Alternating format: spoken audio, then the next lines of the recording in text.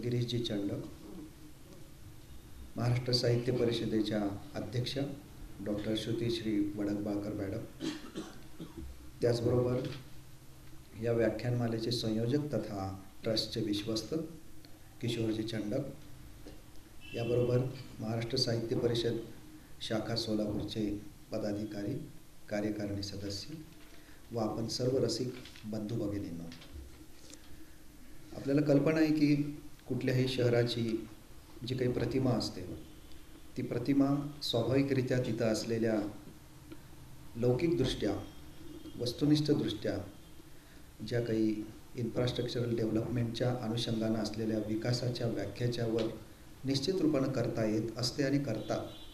पण त्याही पुढे जाऊन त्या शहराची प्रतिमा ही तिथे असणाऱ्या व्यक्तित्व, तिथे असणारे निर्माण होणारे विविध कलाच्या अंगाने होणारी निर्मिती या लेखीजोखी पर्टिक्युलरली त्या शहराची प्रतिमा उजळते, निर्माण होते. अशाच गेले 26 वर्ष आणि यंदाचं हे 27वं वर्ष महाराष्ट्र साहित्य परिषद शाखा सोलापूर आणि चंडक ट्रस्ट आयोजित या व्याख्यानमालेच्या प्रसंगी सर्व रसिकजनांचे मी महाराष्ट्र साहित्य परिषदेच्या वतीनं व ट्रस्टच्या वतीनं पुनश्च हार्दिक स्वागत करतो. व्यासपीठावरील सर्व मान्यवरांना विनंती करतो की त्यांनी सर्वप्रथम पुष्पार्पणासाठी सामोरे.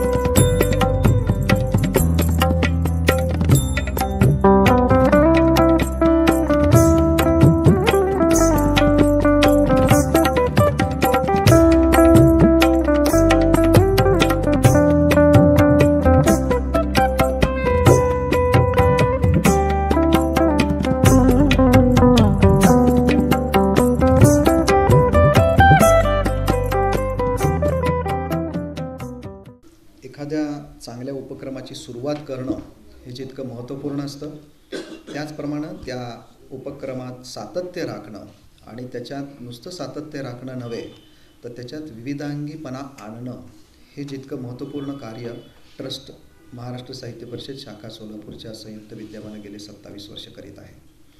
सर्वप्रथम या आजच्या दुसऱ्या पुष्पाच्या प्रसंगी मी विनंती करतो चंडक ट्रस्टचे माहिती तथा एकंदरीत स्वागत व प्रस्तावनेसाठी ट्रस्टचे विश्वस्त माननीय किशोरजी चंडक तथा महाराष्ट्र साहित्य परिषदेचे उपाध्यक्ष यांना विनंती करतो की त्यांनी प्रस्तावना करावी. नमस्कार. व्यासपीठावरील मान्यवर, आजच्या या आपल्या कार्यक्रमाचे वक्ते माननीय राजेंद्रजी घाडगे, जे खास करून साताऱ्याहून आलेले आहेत, महाराष्ट्र साहित्य परिषद पुणे शाखा सोलापूरच्या अध्यक्षा श्रुतीश्री वडकबाळकर, आमचे चंडक ट्रस्टचे विश्वस्त आणि माझे काका डॉक्टर गिरीशजी चंडक, महाराष्ट्र साहित्य परिषदेचे डॉक्टर नरेंद्रजी काटीकर, उपस्थित सर्व रसिक प्रेमीबंधूंनो आणि भगिनींनो,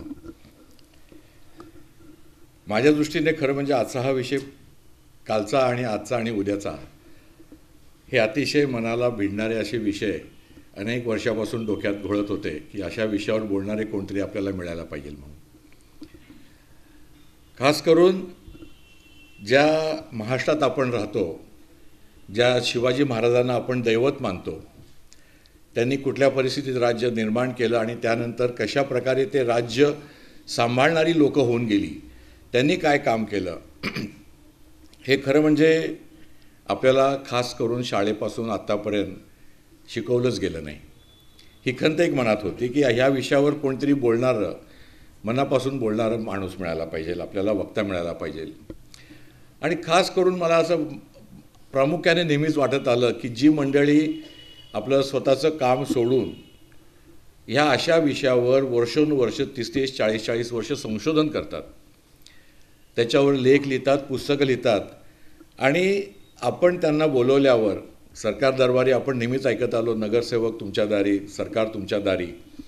आपण ह्या महान व्यक्तींना, मोठ्या व्यक्तींना आपण नुसती एक हाक दिली तर ते आपल्या हाकेला होऊ देऊन सोलापूरपर्यंत येतात आणि 30-30, 40-40 वर्षाचं संचित जे त्यांच्याकडे आहे ते आपल्यासमोर एक 60, 70, 80 मिनिटामध्ये रीत करून जातात. 100 पुस्तक वाचल्याचं पुण्य आणि भाग्य आणि आनंद आपल्याला ते 40-70 मिनिटात देतात. ह्या गोष्टी खरं म्हणजे आपण निश्चितच मी कबूल करेन की इंटरनेटचा जमाना आहे, मोबाईलचा जमाना आहे, त्यामुळे ऐकण्याची क्षमता आपली कमी कमी होत चाललेली आहे. परंतु तरी पण आपल्यासारखे रसिक जेव्हा येतात तेव्हा असे कार्यक्रम बऱ्याच पुढच्या वर्षी आपण करावेत. एक सुरुवातीला मनात उदासीची भावना येते आणि ती मागून मिटत जाते आणि मागून मग असल्यासारखे रसिक जेव्हा येतात तेव्हा ती ऊर्जा परत मिळते आणि परत नवीन वर्षात आपण नवीन कामं चालू करतो. चंडक ट्रस्टच्याद्वारे आपण हा उपक्रम चालू केला. त्या ट्रस्टबद्दल थोडी मी आज आपणास माहिती देणार आहे. गेली 26 वर्ष आणि हे 27वे वर्ष आपण ही व्याख्यानमाला चालू केली. काम आणि कारण अतिशय छोटं होतं की आचार्य अत्रे आणि वि स खांडेकर यांचे पुण्यतिथीनिमित्त 100व्या वर्षानिमित्त आपण काहीतरी कार्यक्रम करावा का असं म्हणून जे कुलकर्णी माझ्याकडे आले आणि मला म्हणाले की काय करतोस, मला 500 रुपये देतोस का म्हणून. म्हटलं कशाला. ते म्हणलं असं असं आपल्याला कार्यक्रम करायचा आहे. म्हटलं 1 वर्षासाठी मी देत नाही, तुम्ही सांगा आपण हे दरवर्षी करू, मी तुम्हाला देतो. आणि मग म्हणजे असं आहे की दोघांना एकमेकांचा आधार पाहिजे होता. त्यांनी हो सांगितलं, मी पण हो सांगितलं. आणि आमच्या ट्रस्टमध्ये तर कुठल्याही गोष्टीला ना नव्हतीच, त्यामुळे हे सगळं जुळून आलं आणि गेली 26 वर्ष आपण हे कार्यक्रम करत आलेलो आहोत. जहाँ न जाए बैलगाडी वहाँ जाए मारवाडी या उक्तीप्रमाणे खरं म्हणजे आम्ही राजस्थानात सुखी होतो. भरपूर जमीन जुमला होता, 6000 फुटाचं दगडी बांधकाम केलेलं घर होतं, शेतीवाडी बरी होती. परंतु तरी देखील काही कारण घडतं नेहमी. प्रत्येकजण पैशासाठीच बाहेर पडतो असं नाही, तर काही ठिकाणी आपण कुणाच्या ओळखीसाठी, कुणाच्या हाकेला ओ देण्यासाठी म्हणून आपण येतो. तसं नागोरच्या राजाची मुलगी ही जमखंडीच्या राजाच्या मुलाला द्यायचं नक्की झालं. आता नागोर कुठे राजस्थानमध्ये, जमखंडी कुठे कर्नाटकमध्ये. आणि मग रीतिरिवाजाप्रमाणे लग्न झालं, सगळं झालं आणि मुलीबरोबर कोणतरी जायला पाहिजे, पाठराखीण म्हणून वगैरे. पण आता पाठराखीण ते येईल, 10 दिवस राहील, 15 दिवस राहील, निघून जाईल. माझ्या मुलीला तिथे वेगळं वाटू नये, आपण फार वेगळ्या मुलखात आलेलो आहोत, तर गावातील लोक जर तिथे काही गेली, प्रतिष्ठित लोक, आणि तिथल्या राजाने कबूल केलं की जर तुमच्याकडची व्यापार करणारी मंडळी आमच्याकडे आली तर आम्ही त्यांना मदत करू. आणि मग गावामध्ये दवंडी पिटवली गेली. नागोरपासून आमचं गाव 20 किलोमीटरवर. माझ्या आजोबांच्या आजोबांनी ते ऐकलं आणि मग त्यांनी राजांच्या प्रती असलेली आपली श्रद्धा, आता राजे होते किंवा त्यांचे सरदार, सगळ्यांनाच आम्ही राजेसाहेब म्हणायचो, त्यांच्याप्रती असलेली श्रद्धा ह्यासाठी म्हणून त्यांनी होकार दिला. आणि माझ्या आजोबांचे आजोबा म्हणजे संतोगीरामजी हे त्यांच्याबरोबर जमखंडीला आले आणि जमखंडीच्या राजांनी त्यांना अगदी भावाप्रमाणे प्रेम दिलं. जमखंडीला आम्ही व्यापार उदीम चालू केला आणि अजून व्यापार वाढवायचा म्हणून मग सोलापूरला येऊन व्यापार चालू केला. आणि सोलापूरला येऊन व्यापार चालू करत असताना खांद्यावर कापडाचे गठ्ठे घेऊन यायचे आणि मग सकाळी दुकानं उघडल्यावर सगळ्यांना ते कापड दाखवायचं आणि माल विकायचा. असंच एके दिवशी एकाने सांगितलं की अजून आम्ही दुकान उघडलं नाही आहे आणि कट्ट्यावर काय येऊन उभारलास म्हणून. माझ्या आजोबांना ते म्हणजे खापर पणजोबांना ते थोडेसे बोल लागले मनाला आणि ते म्हणाले, आता सोलापुरात पाय ठेवीन तर तुझ्यापेक्षा मोठी दुकान केल्यावरच येईन म्हणून. आणि मग त्यांनी चाटेगल्लीमध्ये एक मोठं दुकान चालू केलं आणि मग पुढचा इतिहास घडत गेला. आणि या सिद्ध रामेश्वराच्या नगरीमध्ये आलेल्या प्रत्येक माणसाला जसं सामावून घेतलं जातं, त्यांना काम, धाम, पैसा, मान, मत्रा, प्रसिद्धी ही सगळी मिळत जाते, तशी कामं होत गेली. आणि चंडक ट्रस्टच्याद्वारे आम्ही 1896मध्ये सोलापूरला आलो आणि सर्वप्रथम लोकांची गरज पाहून 1818मध्ये मीठ गल्लीमध्ये आम्ही एक धर्मार्थ दवाखाना चालू केला. आज देखील तो दवाखाना कार्यरत आहे आणि खरोखरच धर्मार्थ म्हणजे 1 रुपया आम्ही कागदी घेतो. 1 पैसापासून आम्ही चालू केलं होतं. 1 पैसा म्हणजे जुना 1 पैसा, तिथून चालू केलेला आज 1 रुपयापर्यंत आम्ही आलेलो आहोत 105 वर्षामध्ये. आजही तिथे सुरुवातीला आयुर्वेदिक दवाखाना होता, आता ॲलोपॅथी, कारण आता आयुर्वेदाचार्य मिळत नाहीत. पण एक निस्वार्थ बुद्धीने हा दवाखाना चालू केला, तो आजही चालू आहे. आणि त्यानंतर मग या शहरात कमवलेले पैसे आपण लोकांना काही देणं लागतो. ज्या शहरांनी आपल्याला मोठं केलं, ज्या शहरांनी आपल्याला कमाईचं साधन दिलं, त्याच्यासाठी उतराई होण्यासाठी म्हणून मग त्यावेळेस मराठवाड्यातील मुलं शिकायला सोलापुरात यायची. ती मुलं शिकायला आली की आमचे आजोबा लोणकरांजी चंडक आणि जगन्नाथजी, त्यांचे वडील जगन्नाथजी, हे आमच्या घरामध्येच त्या मुलांना ठेवत असत. त्यातली अनेक मुलं पुढे डॉक्टर, वकील वगैरे झाली. परंतु अशी किती मुलांना ठेवणार? आणि मग त्यांच्या डोक्यात विचार आला की आपण सोलापुरात एखादी वसतिगृह काढावं. आणि त्यांनी बाळीवेस सम्राट चौकच्यामध्ये, ज्या ठिकाणी आता दमाणी प्रशाला आणि चंडक इंग्लिश स्कूल आहे, त्या ठिकाणी एक वसतिगृह बांधलं 1940 साली. आणि त्या ठिकाणापासून मग सोलापुरामध्ये 2 इंजिनिअरिंग कॉलेज, 5 हायस्कूल, 4 बालक मंदिर, रामवाडी येथे धर्मार्थ दवाखाना, चंडक उपाध्ये दवाखाना काढला गेला. अशा अनेक गोष्टी समाजाच्या हितोपयोगी ज्या गोष्टी आहेत त्या काढायला चालू केल्या. हे सगळं करत असताना ह्या सगळ्यांनी आणि खास करून सोलापूरकरांनी या प्रत्येक उपक्रमाला अशी साथ देत गेले सगळेजण. आणि त्यामुळे वेगळ्या वेगळ्या प्रकारे खास करून माझे आजोबा, म्हणजे ज्यांचं उद्या 105 म्हणजे 119वी त्यांची पुण्यतिथी आहे, 1905चा जन्म.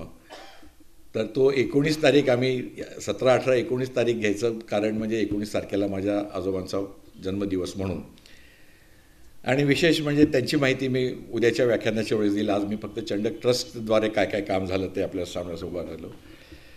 हे जेव्हा ट्रस्ट स्थापन झाले मित्रांनो, तेव्हा ह्या ट्रस्ट स्थापन करताना प्रत्येक माझ्या आजोबांनी, पणजोबांनी, खापर पणजोबांनी, प्रत्येकाने त्यांची जेव्हा वाटणी होत गेली घरामध्ये बायकोबरोबर, भावाबरोबर, तेव्हा आपल्या हिश्श्याला आलेला जो काही भाग होता, जी काही मिळकत होती, त्या मिळकतीचे यांनी सगळ्यांनी ट्रस्ट चालू केले. त्या माध्यमातून लोणकरांजी जगन्नाथजी ट्रस्ट चालू झाला, माझ्या आईवडिलांच्या नावाने कमलश्री ट्रस्ट चालू झाला. असे ट्रस्ट होत गेले आणि मग त्यामधून काही ना काहीतरी समाजाची कामं करत जायची, या दृष्टीने कामं होत गेली. शिक्षण, धार्मिक, वैद्यकीय अशा अनेक प्रकारे आपण मदत करत गेलो. नुकतेच आम्ही रुग्णालयाला, म्हणजे पूर्व भागात असलेल्या मार्कंडेय रुग्णालयाला 15 लाख रुपयाची देणगी दिली. अशा अनेक देणग्या देऊन जे काही आपल्याकडे आहे त्यातला थोडासा हिस्सा हा समाजाचा आहे, त्या भावनेतून आपण ते देत गेलो. आणि त्यानंतर ही अशी व्याख्यानमाला सुरू झाली आहे. आणि खरं म्हणजे मी प्रत्येक वेळी सांगत आलो, आज पण परत ते सांगेन की यामध्ये एक थोडासा स्वार्थीपणा पण असा की ह्यात सगळ्यात चांगल्या लोकांची आपली गाठभेट होते, त्यांच्याबरोबर राहायला मिळतं. मी आवर्जून प्रत्येक आलेल्या वक्त्याला विचारताना अगदी नम्रतेने सांगत असतो की तुम्ही आमच्या घरी राहायला या. म्हणजे व्याख्यानाला तुम्ही दुपारी येणार आणि रात्री निघून जाणार, त्यापेक्षा रात्रभर राहा आणि सकाळची गाडी पकडून जा परत. रात्री घरी गेल्यानंतर गप्पाटप्पा होतात आणि मग वेगवेगळ्या विषयावर त्यांचे पैलू कळत जातात. एखादा माणूस, एखादी व्यक्ती कशी तयार होत जाते, काय काय करत जाते आयुष्यामध्ये, हे आपल्याला कळतं आणि आपलं आयुष्य देखील समृद्ध होत जातं. त्या समृद्ध होण्याच्या दृष्टीने आजचा पण एक दिवस महत्त्वाचा. गाडगेजी माझ्याकडेच उतरलेले आहेत, त्यांना पुन्हा एकदा त्यांचं स्वागत करतो आणि आपली रजा घेतो. नमस्कार.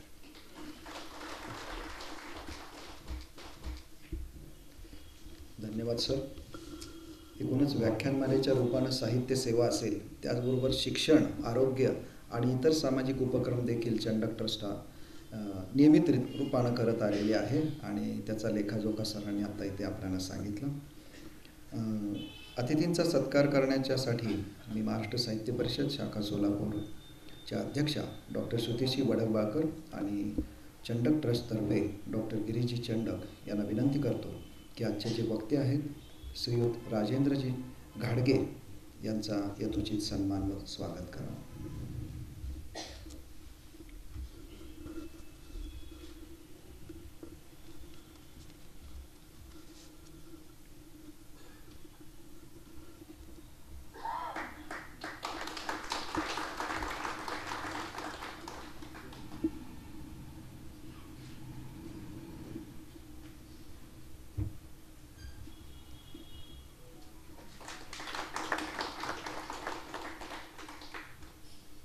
धन्यवाद सर.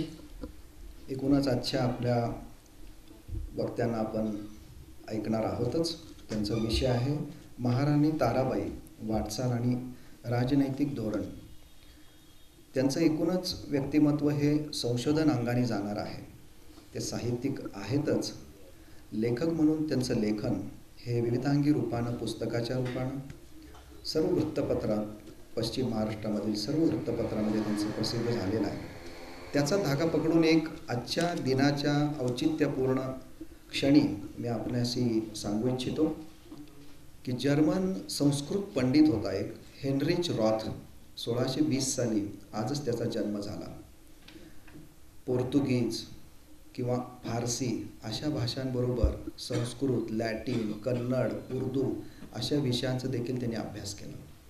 एका धार्मिक उपक्रमासाठी तो भारतात आला आणि ते संशोधन करत असताना त्यांनी संस्कृत व्याकरणावर जगविख्यात अशी मांडणी लेखन केलेलं आहे. आज इथं या संशोधनाच्या साधर्म्यामुळे मी आज इथे हा उल्लेख करत आहे. आणि त्याच संशोधनाच्या पातळीवर घाडगेजींनी एकूणच ताराराणी, महाराणी ताराराणी, राजर्षी शाहू महाराज आणि सर्व हिंदवी स्वराज्यामध्ये असलेल्या सर्व व्यक्तित्वांचं संशोधन या ठिकाणी केलेलं आहे. अशा व्यक्तित्वाचा परिचय करून देण्यासाठी मी आमच्या कार्यकारिणीचे ज्येष्ठ सदस्य डॉक्टर अर्जुन वटकर यांना विनंती करतो.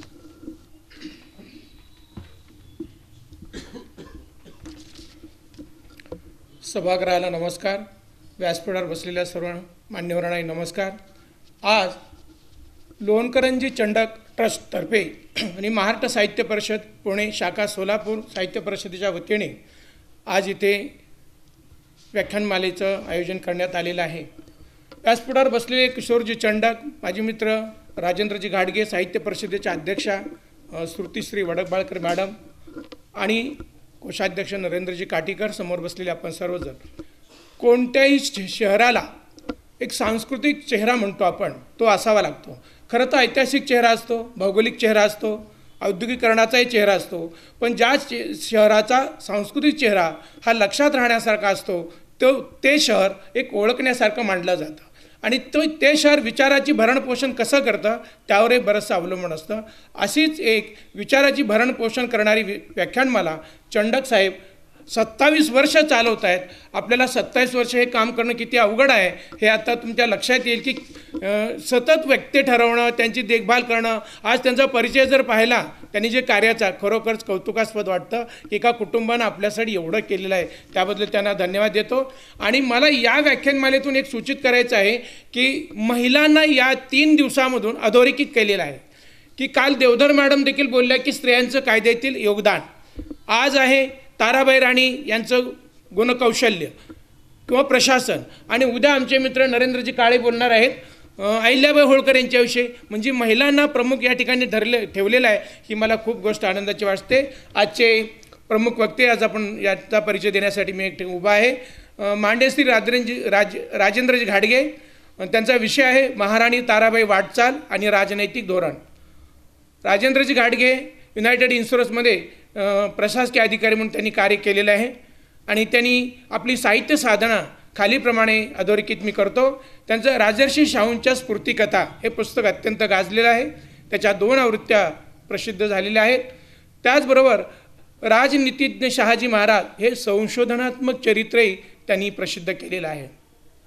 त्याच्याही 2 आवृत्त्या प्रसिद्ध झालेल्या आहेत. राजर्षी शाहू महाराज या क्रमिक पुस्तकाचे सहलेखनही त्यांनी केलेलं आपल्या लक्षात येतं. तसेच राजर्षी शाहू महाराज विचार व गुणदर्शन हा वैचारिक चरित्रग्रंथ त्यांच्या हातून लिखाण झालेला आहे. प्रतिबिंब मनातलं हा वैचारिक लेखसंग्रह आहे. पाऊल न वाजवता हा कविता संग्रह त्यांचा प्रसिद्ध आहे.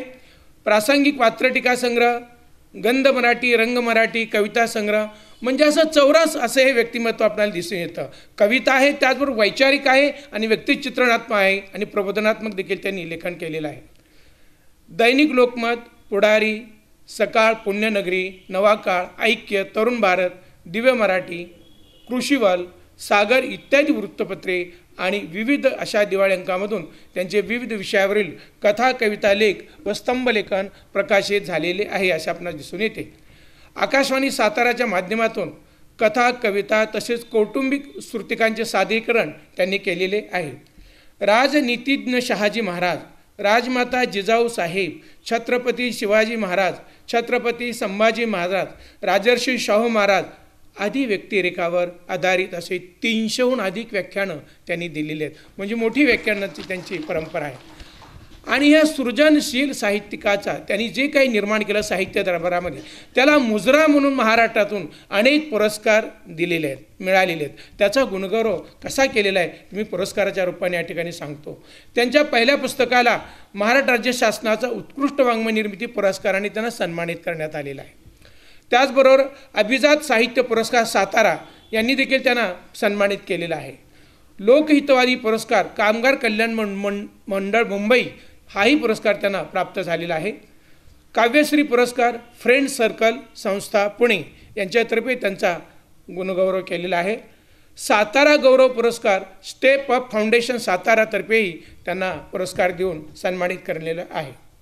कामेरी भूषण पुरस्कार कामेरी ग्राम संसद तर्फे हा पुरस्कार दिला जातो, तोही त्यांना मिळालेला आहे. पर्यावरण जीवनशैली पुरस्कार फोरम इंडस्ट्रीज सोलापूर इथला देखील पुरस्कार त्यांना मिळालेला आहे. त्याचबरोबर उत्कृष्ट कवी सन्मान मसाप पुणे यांचाही पुरस्कार त्यांना मिळालेला आहे. यशोदा शिक्षण संस्था वाढे जिल्हा सातारातर्फे मानपत्र देऊन त्यांना सन्मानित केलेलं आहे.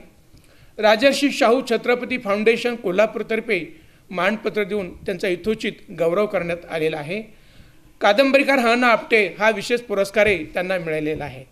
मी मगा दुपारी त्यांना फोन केला, सर तुम्ही फक्त एवढंच लिहिले की 25 पुरस्कार प्राप्त, पण तेवढं वाक्य वापरून आणि सांगून आमच्या वाचकांना तुमची ओळख होणार नाही, तर तुम्ही मला जरा व्हॉट्सअपवर ताबडतोब काही पुरस्कारांची माहिती द्या. तेव्हा त्यांनी मला एवढी माहिती त्यांनी पाठवली. नाही तर मी एकच वाक्य वापरलं असतो की त्यांना 25 पुरस्कार मिळाले, पण एवढी आपल्याला त्यांच्या कार्याची माहिती झाली नसती. त्यांना मी धन्यवाद देतो की सगळे पुरस्काराची माहिती आम्हाला दिली. तर यांच्या या अशा साहित्य आणि वैचारिक सार्थकतेचा लौकिक म्हणून जवळजवळ 25 पुरस्कार त्यांना मिळालेले आहेत. तेव्हा त्यांच्या अशा ह्या कार्याला आणि व्यक्तिमत्वाला आणि विचारला मी या ठिकाणी धन्यवाद देतो आणि माझा परिचयाचा हा भाग इथे संपवतो. धन्यवाद. धन्यवाद सर. अत्यंत विस्तृत असा परिचय त्यांनी दिला. त्यामधून आपल्याला कल्पना असेल की त्यांचं या विषयातलं लेखन किंबहुना त्याच्या मागे असणारी तपस्या ही आपल्याला नजरेस आलेली असेल. आजचं हे पुष्प एकूण व्याख्यानमालेमधील 79व पुष्प आहे हे, आणि उद्याच असेल ते 80. प्रतिवर्षी 3 व्याख्याते, पहिल्या वर्षी फक्त 2 व्याख्याते होते. तर 79व पुष्प गुंफण्यासाठी मी विनंती करतो राजेंद्रजी घाडगे.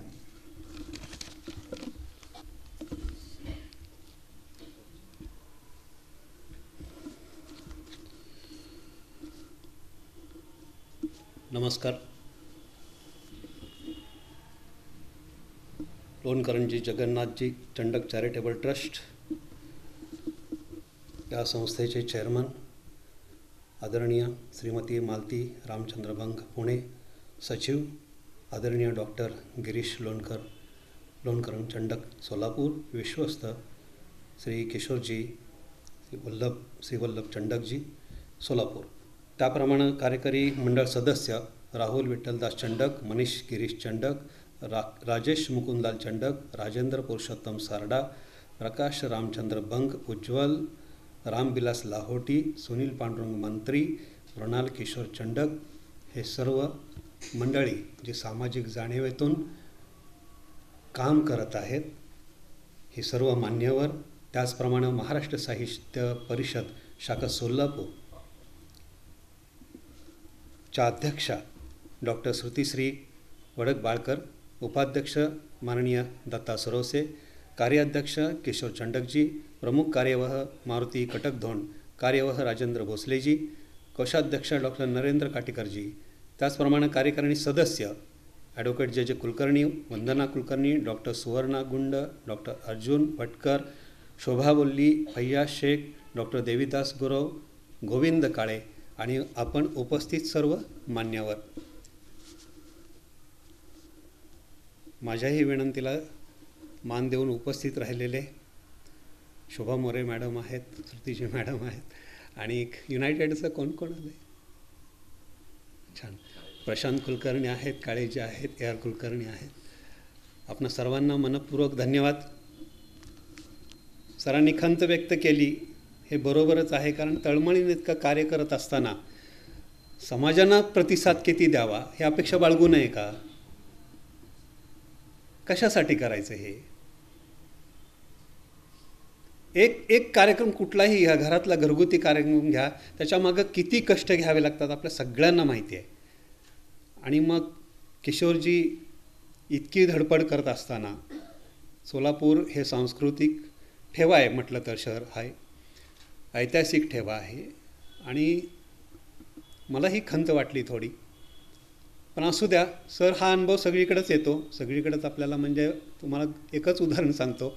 नादो महानोर सरांसारखा कवी गेला आणि श्रद्धांजली व्हायला पदाधिकारी सोडले तर फक्त 10 माणसं होती. ही पुण्यासारख्या सांस्कृतिक ठेवा असलेल्या शहरातली गोष्ट आहे, मी साताऱ्यातली सांगत नाही.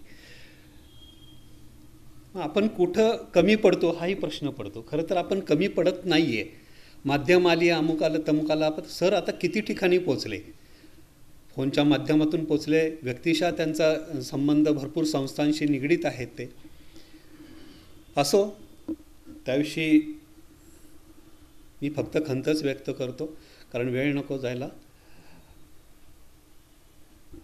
खूप छान वाटलं मला, आपण निमंत्रित केलं, हा सन्मान दिलात मला, त्याबद्दल ही दोन्ही संस्थांच्या पदाधिकाऱ्यांचे मी मनपूर्वक आभार मानतो, कृतज्ञतापूर्वक आभार मानतो.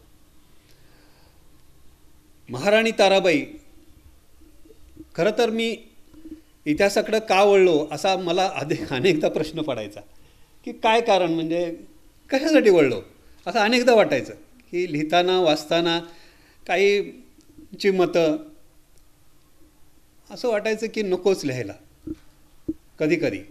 आणि पुन्हा असं यायचं की मग शिवाजी महाराज जर म्हटले असते नकोच लढायला तर काय झालं असतं. म्हणजे ही लढाईच आहे हो, एक वैचारिक लढाच आहे हा आपला, आणि ही लढाई चालू ठेवली पाहिजे. लेखणी हातात आहे, त्यांच्या हातात तलवार होती, आमच्या हातात लेखणी आहे, वाणी आहे आपली, आणि आपला समाजकार्याचा वसा आहे. हे कार्य अखंड चालू ठेवलंच पाहिजे.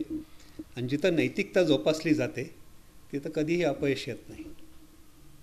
आपण अत्यंत सामाजिक जाणीवेतून हे काम करत आहात आणि इतका वर्षांचा वारसा आहे. नक्कीच हा वटवृक्ष प्रेरणा देत राहणार आहे. असो, महाराणी ताराबाई, मी फार मोठा इतिहासकार नाही आहे, गेली 10-12 वर्ष मी इतिहासाकडे वळलेलो आहे, पण तळमळीनं मी काम करतो. अनेकदा म्हणजे जीवन मृत्यूशी माझ्या संघर्षाला फिरत असताना जंगलातून, जंगलवाटातून, किल्ल्यातून, अगदी मिसेसला सुद्धा मी फोटो काढून पाठवले, नाही मिळालं तर मोबाईल तरी सापडेल आणि त्यात मी कुठेही कळेल. 10 फुटावरून उड्या मारलेल्या आहेत मी आता या वयाचा असताना सुद्धा. शिवाजी महाराज की जय म्हणायचं सुरू करायचं. अडचणी येत राहतात, त्याच्यावर मार्ग आपण काढला पाहिजे. ताराबाई, वाटचाल आणि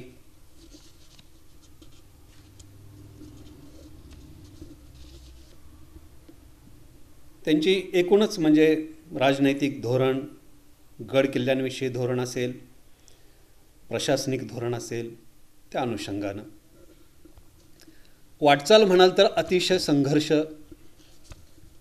ताराबाईंनी केलेला आहे. एक लहानपण सोडलं, खरं तर वयाच्या 14व्या-15व्या वर्षीच त्यांचा संघर्ष सुरू झाला. वाटचालीकडे वळण्यापूर्वी थोडासा समृद्ध एक इतिहास सांगतो. त्यांचा एक वारसा जो त्यांना लाभला, तो मोहिते घराण्याचा लाभला.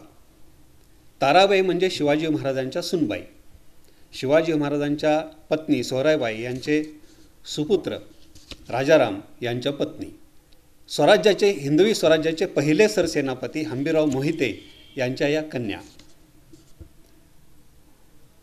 हंबीरराव मोहिते हे पराक्रमी होते, सगळ्यांनाच माहिती आहे, आता तर त्यांच्यावर चित्रपटसुद्धा निघाला.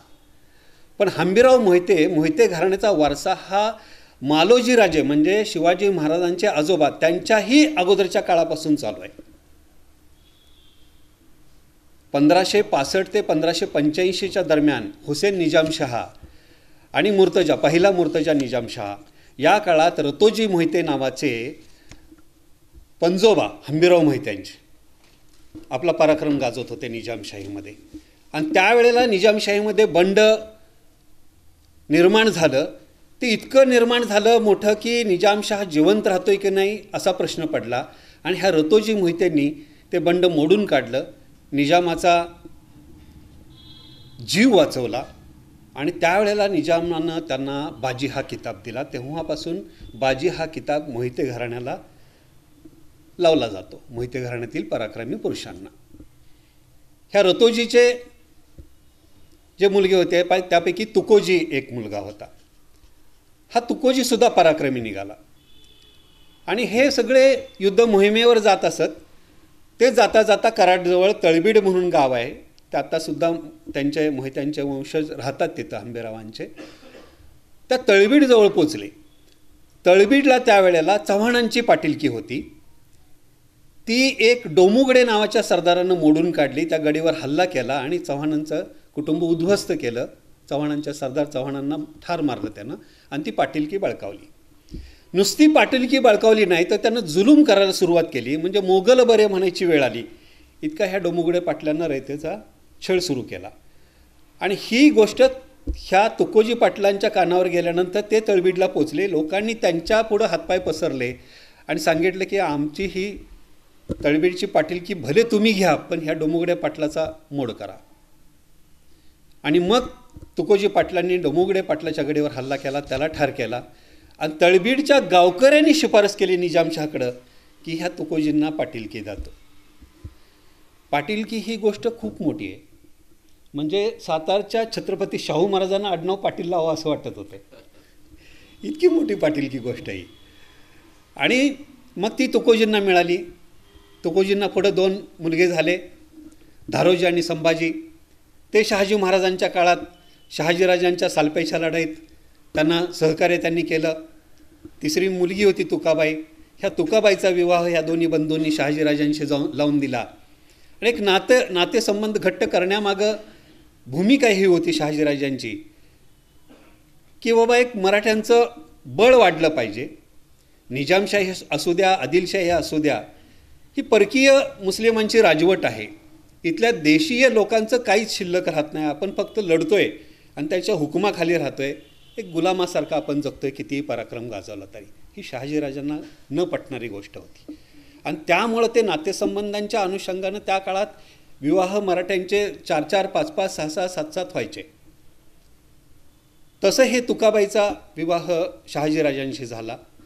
ह्या संभाजींना 5 मुलगे होते, हरीफजी, हंबीरराव, शंकराजी, सोयराबाई आणि दीपाबाई. शंकराजी आणि हरीफजी इतिहासात पुढं जास्त आलेले दिसत नाहीत. कदाचित कागदपत्र हे आपल्याकडे उपलब्ध नाहीत, त्यामुळे त्यांचा इतिहास माहिती नाही जास्त. हंबीरराव मोहिते सगळ्यांना माहिती आहेत. आणि सोयराबाई ह्या पुढं शिवछत्रपतींच्या पत्नी झाल्या. दीपाबाई ह्या व्यंकोजी राजांच्या पत्नी झाल्या. अशा तऱ्हेनं भोसले घराण्याशी यांची नाळ घट्ट झाली आणि हे घराणं पुढं आलं. आता हंबीरराव मोहिते शिवछत्रपतींचा राज्याभिषेक 1674 सालचा. आणि हंबीरराव मोहित्यांनासुद्धा सरसेनापतीपद मिळालं ते 1674 सालीच. म्हणजे प्रतापराव गुजर हे नेसरीच्या लढाईत धारातीर्थी पडल्यानंतर याच दरम्यानचा ताराबाईचा जन्म आहे. ताराबाई दिसायला अक्षरशः नक्षत्रासारखी होती, इतिहासात उल्लेख आहे. आणि जसा काही आकाशीचा शुक्र तारा असं समजून तिचं नाव तारा ठेवण्यात आलं. आणि हंबीररावांचंही बोलण्यातून अनेकदा आलेलं आहे की तारा माझी पायगुणी. तारा जन्माला आली आणि माझ्या आयुष्याचा उद्धार व्हायला लागला.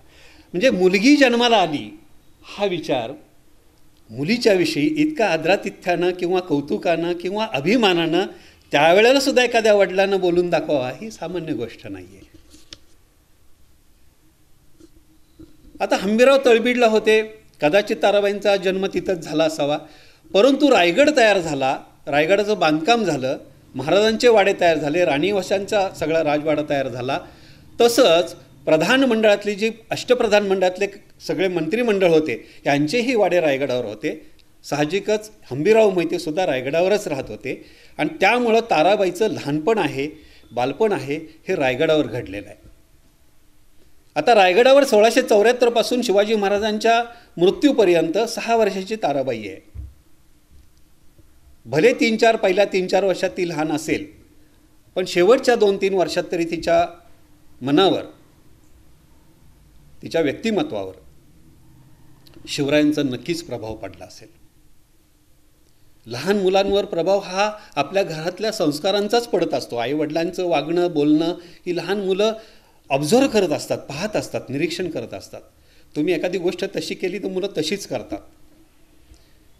तसं शिवराय चालतात कसे, बोलतात कसे, शिवरायांची अदब काय, दरबार कसा भरतो, सदरेवर लोक कशी बोलतात, न्यायनिवाडा कसा होतो. कधी हंबीरराव तर आहेतच सदरेवर बसायला मंत्रिमंडळाच्या चर्चेत. कदाचित ताराबाई लहानपणी हंबीररावांच्या मांडीवर सुद्धा येऊन बसले असेल. म्हणजे प्रभाव तर पडतोच, बालपणी इतका प्रभाव पडतो भवतालचा. आपलंसुद्धा बालपण घ्या, अगदी म्हणजे आम्ही तर खेड्यात वाढलो, 150 फक्त घरं होती. आम्ही ओढ्या नाल्यातून पॅन्टवरती धरून हाफ पॅन्टच असायची तरीसुद्धा ओढ्या नाल्यातून आम्ही शाळेला जायचो. कर्मवीरांनी शाळा काढली म्हणून शिकलो आम्ही. तर ते शिक्षण घेत असताना असे एकच यायची एस टी आणि बैलगाडी ह्याशिवाय वाहनं नसायची. सायकल घेतली तरी अख्खं गाव बघायला यायचं. हा तो काळ 70चा. त्यावेळेला एस टीचा ड्रायव्हर पाहिला की मला वाटायचं एस टीचा ड्रायव्हर व्हावा, पम पम पम पम करत जा. मग शाळेत जायला लागल्यानंतर काही गुरुजी कडक होते, पण काही गुरुजी कविता इतकी सुंदर शिकवायचे, साभी नाही, त्यावेळेला व्हायचं शिक्षक व्हावं असं वाटायचं. तसं ताराबाईला हा पराक्रमाचा वारसा असू द्या, गुणकौशल्यांचा वारसा असू द्या, हंबीरराव मोहित्यांकडून रक्तातून आलेलाच आहे. परंतु शिवरायांचा सुद्धा प्रभाव तिच्या व्यक्तिमत्वावर पडलेला आहे. म्हणून तिनं मरेपर्यंत, शेवटच्या क्षणापर्यंत स्वराज्याची अस्मिता जपलेली आहे. ताराबाई ह्या रायगडवर राहत असल्यामुळं शिवरायांच्या मृत्यूनंतर संभाजी महाराजांच्या पुढं आलेलं संकट त्यांनी पाहिलेलं आहे. म्हणजे संभाजी महाराजांना कैद करण्यापर्यंत गेलेली मजल, सोयराबाई तर त्यांची आत्या. म्हणजे राजकारण किती ढवळलं गेलेलं आहे हे सुद्धा ताराबाईंनी पाहिलेलं आहे. आणि ज्यांना बेड्या घालायला सांगितलं होतं त्यांनाच बेड्या घालून हंबीरराव घेऊन येतात, आपला वडील घेऊन येतो, हेही ताराबाईंनी पाहिलेलं आहे. पुढं हे नातं इतकं घट्ट झालं की हंबीरराव स्वराज्याचा उजवा हात झाला संभाजीराजांचा. आणि संभाजीराजांनी ताराबाईचा विवाह राजाराम महाराजांशी लावलेला आहे, आपल्या धाकट्या सावत्र भावाशी लावला. आता इतिहासात बकरकरांनी लिहून ठेवलं आहे की सोयराबाईंना नजरकैदेत ठेवलं होतं, राजारामाला नजरकैदेत ठेवलं होतं. जर असं असतं तर हंबीररावांनी आपली मुलगी नजरकैदेत किंवा तुरुंगात असलेल्या मुलाला दिली असती का, हा एक प्रश्न आहे. तर नक्कीच नाही. सोयराबाईंचं वागणं नव्हतंच चांगलं, पटलंच नव्हतं, म्हणून तर हंबीररावांनी ती भूमिका घेतली त्यांच्या विरुद्ध. परंतु राजारामांना नजरकैदेत ठेवण्याचा काही प्रश्नच येत नाही. हे नातं घट्ट झाल्यानंतर आता हंबीरराव आणि संभाजीराव हे युद्ध मोहिमांसाठी बाहेर जातात. कारभार कुणाकडे आहे? येसूबाईंच्याकडे आहे. येसूबाई किती वर्षाच्या आहेत? 20 वर्षाच्या आहेत. 1682-83चा काळ घेतला. ताराबाई 10 वर्षाच्या, 8-9-10 वर्षाच्या. राजाराम महाराज आणखीन त्यांच्यापेक्षा 4 वर्षांना मोठे. ही सगळी मंडळी रायगडावर एकत्र राहिलेली आहेत, वाढलेली आहेत. म्हणजे येसूबाईंचा सगळा कारभार ताराबाईंनी लहान वयात पाहिलेला आहे. त्याचा प्रभाव ताराबाईंच्या व्यक्तिमत्वावर पडलेला आहे. आणि मग हंबीररावांचा पराक्रम, त्या लढाया, मुघलांचं आक्रमण, पोर्तुगीजांचं आक्रमण, सिद्धीचं आक्रमण, आदिलशाहीचं, हे सगळं तिच्या कानावर गेलं आहे, मनावर गेलेलं आहे. आणि त्यातून तिचं व्यक्तिमत्व घडत गेलेलं आहे. संभाजीराजा पुढं नंतर 12-13 वर्षाचे असताना हंबीरराव गेले, धारातीर्थी पडले. पोरकी झाली, स्वराज्यही पोरकं झालं, ताराबाई पोरकी झाली. आणि नंतर 2 वर्षानंतर संभाजीराजे कैद झाले. सगळा रायगड काळवंडला. येसूबाईंच्या तर पायाखालची जमीनच सरकली. शिवछत्रपतींच्या घराण्यामध्ये कोणीही जाणता पुरुष नाही. आणि एवढा मोठा स्वराज्याचा पसारा वाढवलेला आहे, व्याप वाढवलेला आहे, राज्य वाढवलेलं आहे की कावेरीच्याच पुढं नाही. हां, एक गोष्ट सांगतो आवर्जून, म्हणजे बघा इतिहासाचं पुनर्लेखन का गरजेचं आहे. नव्या गोष्टी आपल्याला माहीत होत जातात. आपण फक्त काहीतरी ट्रॅक पकडतो आणि वाचत राहतो. पण संशोधनाच्या अनुषंगाने गेलं तर कदाचित तुम्हाला माहीत नसेल म्हणून मी गोष्ट सांगतोय. मार्टिन हा गव्हर्नर होता पांडिचेरीला, फ्रेंच गव्हर्नर, आणि त्याला एक रोजनिशी लिहायची सवय होती. आत्ता माझं यूट्यूब चॅनलवर तुम्ही पाहाल तर आत्ता अगदी 4-5 महिन्यापूर्वी माझ्या वाचनात आलं, हे कोणी लिहिलं आहे? पंजाबच्या इतिहासकाराने लिहिलं आहे. पंजाबचे इतिहासकार doctor Balkrishna, he was working as a professor in Rajaram college at Kolhapur. त्यांनी 1932 साली संशोधन केलं आणि त्यांनी ती मार्टिनची डायरी शोधून काढली. आणि त्याच्यात ते डॉक्टर बाळकृष्णांचे ते इंग्रजी ग्रंथ 4 ग्रंथ मी वाचत असताना माझ्या एक गोष्ट लक्षात आली की शिवाजी महाराजांनी श्रीलंकेवर छापा टाकलेला आहे. म्हणजे आपण फक्त जिंजी, वेल्लोर, तंजावर इथपर्यंतच आपली झेप जात होती. I was also shocked surprisingly. आणि मी ते मग डॉक्टर बाळकृष्णांचं प्रकरण वाचायला लागलो आणि लक्षात आलं की डचांनी वखार तिथं उघडलेली होती जाफना पट्टणमवर आणि त्यांना परवानगी घ्यायला लागत होते. शिवाजी महाराज तिथं नुकतेच पोचलेले होते. हे शिवाजी महाराजांच्या सैन्यात हा मार्टिन आपले हेर पेरत होता वकिलांच्या बरोबर, आणि त्यानं ते लिहून ठेवलेलं आहे. आणि मग शिवाजी महाराजांनी सांगितलं डचांना की आता आम्ही इथं राज्य घेतलेलं आहे ताब्यात, आता आमची परवानगी घ्या तुमची जहाजं फिरवायला. डचांनी नकार दिला. तेव्हा शिवाजी महाराजांनी जाफनापट्टणमवर डचांच्या वकारीवर हल्ला केल्याचं माझ्या निदर्शनास आलं. यासाठी इतिहासाचं पुनर्लेखन. ही सगळी जी वाटचाल आहे ही ताराराणींच्या जीवनामध्ये प्रकाश टाकणारी आहे. त्यांच्या मनामध्ये स्वराज्याची अस्मिता किती पाहिजे ती त्यांच्या संपूर्ण वाटचालीतून दिसून येते. आणि संभाजी महाराज पकडल्यानंतर लक्षात घ्या, शिवछत्रपतींच्या घराण्यात कोणीही पुरुष जिवंत नाही. पुरुष जिवंत नाही म्हणजे प्रौढ पुरुष. राजारामाचं वय किती आहे? 20 वर्ष आहे. आणि येसूबाईंचा संभाजीराजांचा पुत्र शाहूराजा आहे तो फक्त 5.5-7 वर्षांचा आहे. संपूर्ण जबाबदारी हादरलेलं आहे. संपूर्ण रायगड नाही, सह्याद्री नाही, अख्खं मराठा राज्य हादरलेलं आहे. निर्णय कुणी घ्यायचे? विचार करा, 32 वर्षाचा आपला तरुण पती असा इतक्या क्रूरपणानं मारला जातो. काय अवस्था झाली असेल येसूबाईंची. आणि त्यावेळेला येसूबाई एक मसलत घडवून आणतात. त्या स्वतःच्या मुलाला स्वार्थापोटी राज्यावर बसवत नाहीत, राजारामाचं मंचकारोहण करतात. राजारामाचं मंचकारोहण करतात. संभाजीराजांची हत्या झाल्यानंतर ते मसलत करतात, सांगतात राजारामाला घेऊन सगळ्या सरदारांनी बाहेर पडावं, आम्ही रायगड राहू आणि आम्ही रायगड लढवू.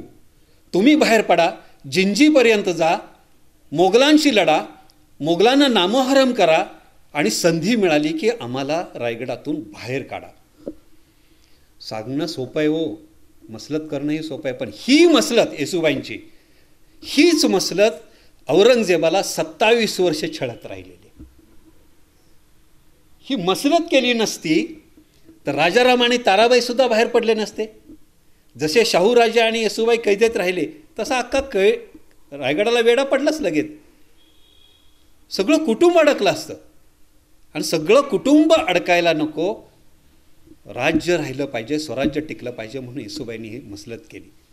ताराबाईंची वाटचाल खऱ्या अर्थाने इथून सुरू झाली. रात्री बेरात्री ह्यांना रायगड सोडायला सांगितलेलं आहे. मोगलांच्या फौजा चहू बाजूनी सगळीकडून आहेत पसरलेल्या. ह्यांना जिंजीचा किल्ला गाठायचा आहे, सगळ्यांच्या नजरा चुकवत. किती अवघड गोष्ट आहे. 14-15 वर्षांची ताराबाई, 20 वर्षांचा राजाराम. राजारामांची आणखीन दुसरी एक पत्नी आहे राजसबाई. हिचाही विवाह संभाजीराजांनीच लावून दिलेला होता. ती आमच्या घाडगे घराण्यातली, कागलच्या. कागलचं म्हटलं जातं, पण मूळ घाडगे घराणं हे सातारचं आहे, सातारा जिल्ह्यातलं. कामराज घाडगे हा मुख्य सरदार बहामनीच्या काळात होता. त्याचे 6 मुले होते, त्यातला एक मुलगा फक्त कागलला गेला. तो पराक्रमानं पुढं आला म्हणून ते घराणं पुढं येत गेलं. ही आणि पहिली बायको जानकीबाई, जिचं लग्न राजारामाशी शिवाजी महाराजांनी लावलं होतं. जानकीबाईला येसुबाईंनी स्वतःजवळ ठेवून घेतलं आणि ह्यांना सगळ्यांना सांगितलं तुम्ही रायगड सोडा. आणि 5 एप्रिल 1689ला ह्यांनी रायगड सोडला. सगळ्या वाटा, चोर वाटा, जे काही मिळेल, संधी मिळेल तसे हे प्रतापगडावर पोचले. प्रतापगडावर पोचल्यानंतर पत्नीशी सल्लामसलत तर करतातच राजपुरुष. आणि इतिहास असं सांगतो, इतिहास पानोपानी सांगतो, मी म्हणत नाही ताराबाईंचा विषय म्हणून मी म्हणत नाही, पानोपानी मोगलांनी सुद्धा ताराबाईंचं कौतुक केलेलं आहे. ताराबाई बुद्धिमान होत्या, हुशार होत्या. तुलनेनं राजाराम प्रकृतीनं हे अशक्त होते आणि त्यांची जडणघडण तशी झालेलीच नाही. म्हणजे ज्या पद्धतीनं जिजाऊंनी संभाजीराजांना आणि शिवछत्रपतींना घडवलं बालपणापासून, तसा जो संस्कार पाहिजे ना तो झालाच नाही. दुर्दैवाची गोष्ट आहे, सोयराबाईंना फक्त आपला मुलगा छत्रपती म्हणून गादीवर बसावं असं वाटतंय, पण तो छत्रपती पदाच्या योग्यतेचा घडावा असं का वाटलं नाही, मलाही आश्चर्य वाटतंय. मोहितेंच्या वंशजांना मी आत्तासुद्धा भेटलो, काही 1-2 वंशज तयार झाले, तुम्ही म्हणता मान्य आहे. एकच वंशज माझ्या विरोधात बोलला, तुम्ही सोयराबाईंना दोष देऊ नका. म्हटलं मी दोष देत नाही, इतिहास दोष देतोय, तुम्ही वाचा. एकदा जरी सोयराबाई म्हणाल्या असत्या अण्णाजी दत्तोंना किंवा कोण आणखीन मोरोपंत असतील कारभारांना, संभाजींना तुम्ही अटक करण्याचा प्रयत्न करताय, केवळ संभाजींना अटक करण्याचा नाही, विष घालण्याचा प्रयोग होतोय. सोयराबाई पट्टराणी होत्या ना, एका शब्दाचं वजन केवढं आहे त्या पट्टराणीचं, नाही बोलल्या. शेवटची 3 वर्ष संभाजीराजांना रायगडावर एंट्री नाही आहे, प्रवेश नाही आहे, म्हणजे ह्याला कारणीभूत सोयराबाईच आहेत. ह्या सोयराबाईंनी राजारामाला घडवलंच नाही हो. आणि त्यामुळे राजाराम जितके संभाजीराजे घडले तेवढे घडले नाहीत. काही गोष्टी रक्तातून येतात, वारसा हक्काने येतात, पण काही गोष्टी स्वयंप्रेरित असतात, स्वयंप्रेरणेने होतात. ताराबाई स्वयंप्रेरित होत्या. ज्या आपण जे म्हणतो आकलन का पाहिजे, आकलनातून भोवताल आपण पाहताना आपण का शिकलं पाहिजे, ते एवढ्यासाठीच की आपल्यात उणीवा काय आहेत, जाणीवा कशा निर्माण होतील, आपण काय केलं पाहिजे. मला जर पायलट व्हावं असं आत्ताच्या मला ड्रायव्हर वाटत होतं एसटीचा, आता एखाद्याच्या मुलाला पायलट व्हावं असं वाटत असेल तर त्याला काय करावं लागतं हे त्यानं सुरुवातीपासूनच आईवडिलांपुढं बोलून दाखवून त्याची तयारी करायला पाहिजे. तसं ते बालपण आहे. इतकं बालपण ताराबाईंचं घडलेलं आहे, व्यक्तिमत्व घडलेलं आहे. आणि ह्या पाठीशी राजारामांच्या राहिल्या. प्रतापगडावरूनच त्यांनी राज्यकारभाराची सूत्र हलवायला सुरुवात केली. त्यांनी जेवढे काही मराठी आजूबाजूला सरदार होते त्यांना पत्र पाठवली, येऊन मिळा. आज राजनैतिक धोरण कुठलं अवलंबलं आहे त्यांनी. शिवाजी महाराजांनी सगळी वतनं बंद केली होती, जहागीरदारी बंद केली होती, वतन पद्धती बंद केली होती. औरंगजेबानं तीच नेमकी मेक पकडली. मराठ्यांच्यातच मारायला भांडणं करायला लावल्याशिवाय हे फुटणार नाहीत, हरणार नाहीत. आणि त्यांना बरोबर वतनं द्यायला सुरुवात केली. वतनेच्या लालसेनं मराठे संभाजी महाराजांच्या काळात अनेक जण औरंगजेबाला जाऊन भेटले. ही मेक बरोबर ह्यांनी पकडली. आणि मग ताराबाईंनी आणि राजाराम महाराजांनी प्रतापगडावरून आदेश द्यायला सुरुवात केली की आम्ही तुम्हाला वतनं देतो, तुम्ही परत स्वराज्याच्या सेवेत या. आणि मग मराठे एक एक करत मिळायला लागले. फार कमी मिळाले, कारण मुळात राजाच्या अधिकारानं काहीच करण्यासारखं नव्हतं, कारण मोगलांनी वेढा घातलेला होता चारही बाजूंनी. राजाच कैदेत असल्यासारखा होता. आणि इथं हल्लासुद्धा झाला. औरंगजेब इतका चिडला राजाराम सुटून गेल्यानंतर जुल्फिकार खानावर. जुल्फिकार खान हे त्याला नंतर पद मिळाले, इतिकत खान त्याचं नाव होतं. आणि मग त्यांना त्याच्यावर विश्वास ठेवला नाही. जे विश्वासू माणसं होती त्यातला काकर खान नावाचा एक सरदार पाठवला, त्या राजारामाला पहिलं पकडा. आणि काकर खान हा प्रतापगडाच्या पायथ्याशी आला. राजाराम महाराज 20 वर्षाच्या राजाराम महाराज आयुष्यातली पहिली लढाई खेळण्यासाठी तिथं उतरले. लढाईचा अनुभव नाही, शिक्षण नाही, प्रशिक्षण नाही, पण क्षात्रतेज आहे. लढाईचा अनुभव अगदीच नाही असं नाही. ही सगळी रायगडावर वातावरणच असायचं. खेळलेलं आहे. धनुष्यबाण असतील चालवायचं असेल, घोडेस्वारी असेल, तलवारबाजी असेल, दांडपट्टा चालवणं असेल, पण प्रत्यक्ष रणभूमीमध्ये जाऊन लढाईचा अनुभव राजारामांना नव्हता. तरीसुद्धा त्यांनी ते धाडस दाखवलं. ताराबाई म्हणल्या तुम्ही स्वतः जा, राजा हत्तीवर बसला, घोड्यावर बसला तर सैनिकांना उत्साह येतो, प्रेरणा येते लढण्यासाठी, बळ येतं, मानसिक बळ असतं. आणि त्या लढाईमध्ये राजाराम महाराजांच्या सैन्यावर मोगलांनी प्रचंड हल्ला केलेला आहे. मराठे झाडावरच होते. सरांनी जसं आपण म्हणतो की प्रतापगडच्या लढाईमध्ये सुद्धा मराठे झाडावरच बसून लढले, कारण सैन्य कमी असायचं. आणि मग खालच्या सैन्यावर बाणानं वर्षाव करायचा, गोफणीतून दगड मारायचे, अशा प्रकारचं मराठ्यांची ही युद्धनीती होती. पण काय झालं, मोऱ्यांचे वंशज शिवाजी महाराजांनी मारल्यामुळं त्यातले एक मोरे जे होते ना, बऱ्याच मोऱ्यांनी आपलं आडनाव बदललं होतं आणि त्यांनी दरेकर आडनाव लावलं होतं. त्यातला एक हिरोजी दरेकर होता, तो मोगलांना मिळालेला होता.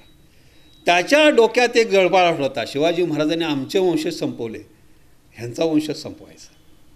आणि त्या हिरोजी दरेकरनं थेट राजाराम महाराजांच्या हत्तीवरच हल्ला केला आणि त्याची सोंड कापून टाकली. रक्तबंबाळ झालेला हत्ती इकडं तिकडं सैरावैरा धावल्या लागल्यामुळं राजाराम महाराजांना उडी मारून घोड्यावर बसून गडावर पळून जावं लागलेलं आहे. कारण शेवटी राजा जगला पाहिजे तर राज्याला अर्थ आहे. आणि अशा पद्धतीनं ती पहिली लढाई खेळल्यानंतर मोगलांना परत त्या काकरखानाला सैन्य मिळायला येते. मोगलांचं म्हटल्यानंतर एका रात्री जवळजवळ 1.5-2 महिने प्रतापगडावर यांचा मुक्काम होता. आणि पावसाळ्याचा हंगाम होता, त्यामुळे आता पावसाळ्यात वेढा पडणार नाही, पण पडला तर निसटता येणार नाही हे योजून राजाराम महाराज तिथून निसटले. तिथून वासोटा, सातारा, सज्जनगड, वसंतगड असं करत ते जिंजीला पोचले. पन्हाळगडावर पोचले. 10 जून 1689ला ते साधारण 2 महिन्यांनी पन्हाळगडावर पोचले. आता झालं काय, पन्हाळगडावर पोचल्यानंतर राजाराम महाराजांनी सर्व राज्यकारभाराची सूत्र ताराबाईंच्या हाती दिलेली आहेत. याला पुरावा आहे बरं का, तत्कालीन पत्रांचाही पुरावा आहे. म्हणजे रामचंद्रपंत अमात्य आहेच, त्यांना हुकमतपन्ना हे दिलेलं होतं पद, त्यांना अधिकार दिलेले होते. प्लस शंकराजी नारायण आहे, हा सचिव आहे. संताजी आणि धनाजी हे शंकराजी आणि अमात्य यांच्याकडं प्रशासकीय कारभाराचं सूत्र द्यायची आणि संताजी आणि धनाजी यांच्याकडं लष्करी कारभाराची सूत्र दिली.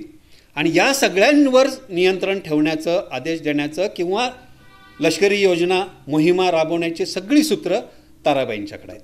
ताराबाई फक्त 15 वर्षाच्या आहेत, लक्षात घ्या. आपल्याला अनेक वेळा असा प्रश्न पडतो की काय 14-15 वर्षाची मुलं करणार आहेत. असं नाही आहे. मुळात तो काळच असा होता की 10-11 वर्षाची मुलंच अंगापिंडानं मोठी असायची. आणि दुसरी गोष्ट, काही मुलं अपवादात्मक का होईना बुद्धिमान असतातच ना. संभाजी महाराजांना 1671 साली 26 जानेवारी 1671 वयाच्या 14व्या वर्षी राज्यकारभार देतात शिवाजी महाराज. मग ताराबाईंना राज्यकारभार दिला नसेल असं आपल्याला म्हणता येत नाही, किंवा त्यांनी ती जोखीम सांभाळली नसेल असं नाही म्हणता येत आपल्याला. पुरावे तर आहेतच, परंतु एखादी शंका मनात उपस्थित राहू शकते, म्हणून मी त्याचं निराकरण केलं. आणि मग ही सूत्र सगळी ताराबाईंनी घेतलेली आहेत. मधल्या काळात काय झालं, संभाजी महाराजांना पकडल्यामुळं त्यावेळेला मालोजीराजे घोरपडे हे सरसेनापती होते, हे संताजी घोरपडेचे वडील. संभाजी महाराजांना पकडलेलं आहे, तिथं मराठ्यांचा पराभव झालेला आहे. आणि वाचलं आहे कोण, खंडो बल्लाळ आणि हा संताजी घोरपडे आणि काही त्यांचे सैनिक. रायगडावर गेल्यानंतर त्यांना तासडलं असणार आहे येसूबाईंनी, तुम्ही कशाला जिवंत परत आला. आणि ते संताजीच्या डोक्यात जे खूळ माजलेलं होतं की औरंगजेब आणि मुकरब खान ह्यांना मारल्याशिवाय मी मरणारच नाही. हातात सूत्र जशी प्रशासकीय कारभाराची रामचंद्र अमात्यांनी आणि शंकराजींनी घेतली, तशी सूत्र लष्करी मोहिमेवर गेल्यानंतर, कारण आता मधले गुप्तहेर पोचवणं, अन्न पत्रव्यवहार करणं हे सगळं थांबलं व सगळ्या मुघलांनी वेढा टाकल्यामुळं. आणि संताजी मसलत करतो शिखर शिंगणापूरच्या वाटेवर, आमच्या सातारा जिल्ह्यातल्या, जिथं शिवाजी महाराजांचं दैवत आहे तिथं. तो धनाजीला म्हणतो की मसलत माझी अशी आहे की मी बहिरजी माझा भाऊ, नंतर मालोजी माझा भाऊ म्हणजे संताजीचा, आणि विठोजी चव्हाण. धनाजीला म्हणतो आम्ही 4 जण घुसतो औरंगजेबाच्या छावणीत आणि औरंगजेबाचा आम्ही फडशा पाडतो. धनाजी मला वेड आहे का काय, 1 लाखाची छावणी आहे, लष्कर सगळं बंदोबस्त रात्रंदिवस 24 तास, आणि तू 2-2.5 हजाराची फौज घेऊन जाणार, घुसणार कसा. सगळं म्हटलं मी योजना केलेली आहे. त्याने हेर खात्याकडून सगळी माहिती आणलेली होती आणि केवळ 2500 सैनिक घेऊन संताजी औरंगजेबाच्या छावणीत घुसला.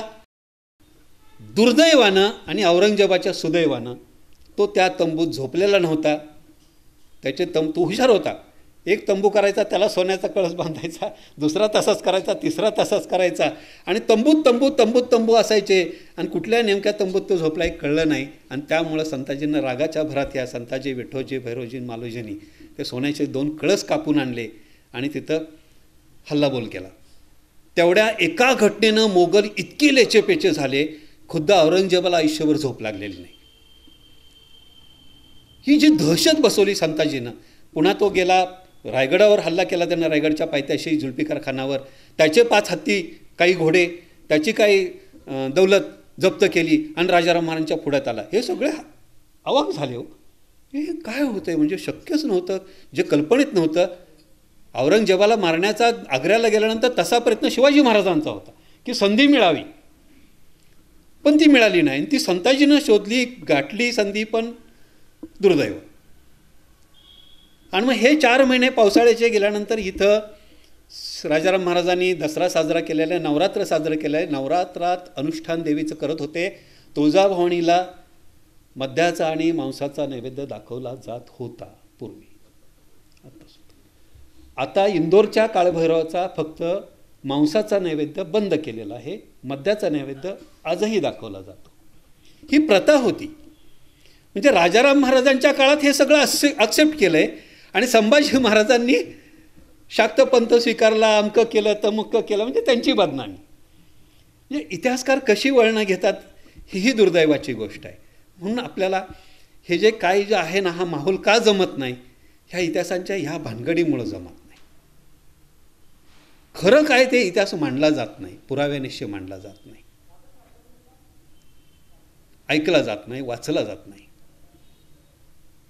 आणि मग हिथं ताराबाई मसलत काय करतायत, राजाराम महाराजांना सांगतायत तुम्ही जा आता जिंजीकडं, आम्ही राहतो गडावर. कारण शक्यच नाही ना, पुन्हा कुटुंब सापडलं तर काय करायचं, पुन्हा छत्रपतींचं कुटुंब कैदेत येणार, राजा तर जगला पाहिजे. आणि ताराराणी सांगतात आम्ही बघू इथला कारभार, तुम्ही जिंजीला कसे तरी पोचा, तिकडं पोचल्यानंतर तुम्ही आम्हाला घेऊन या. बघा ताराराणींचा संघर्ष, आयुष्याची वाटचाल. आणि दसरा झाल्यानंतर मग राजाराम महाराज आपल्या काही सरदार मंडळींना बरोबर घेऊन बाहेर पडतात जिंजेच्या वाटेनं. ताराबाई, जानकीबाई आणि ह्या जे काही देवीचा उत्सव झालेला होता त्या अनुषंगानं कुठला तरी विधी झाला असावा एखादा, वासीबेंद्र त्याच्यावर प्रकाश टाकतात. परंतु कुठलाही इतिहासकार म्हणत नाही की इथं एक आणखीन विवाह झाला राजाराम महाराजांचा.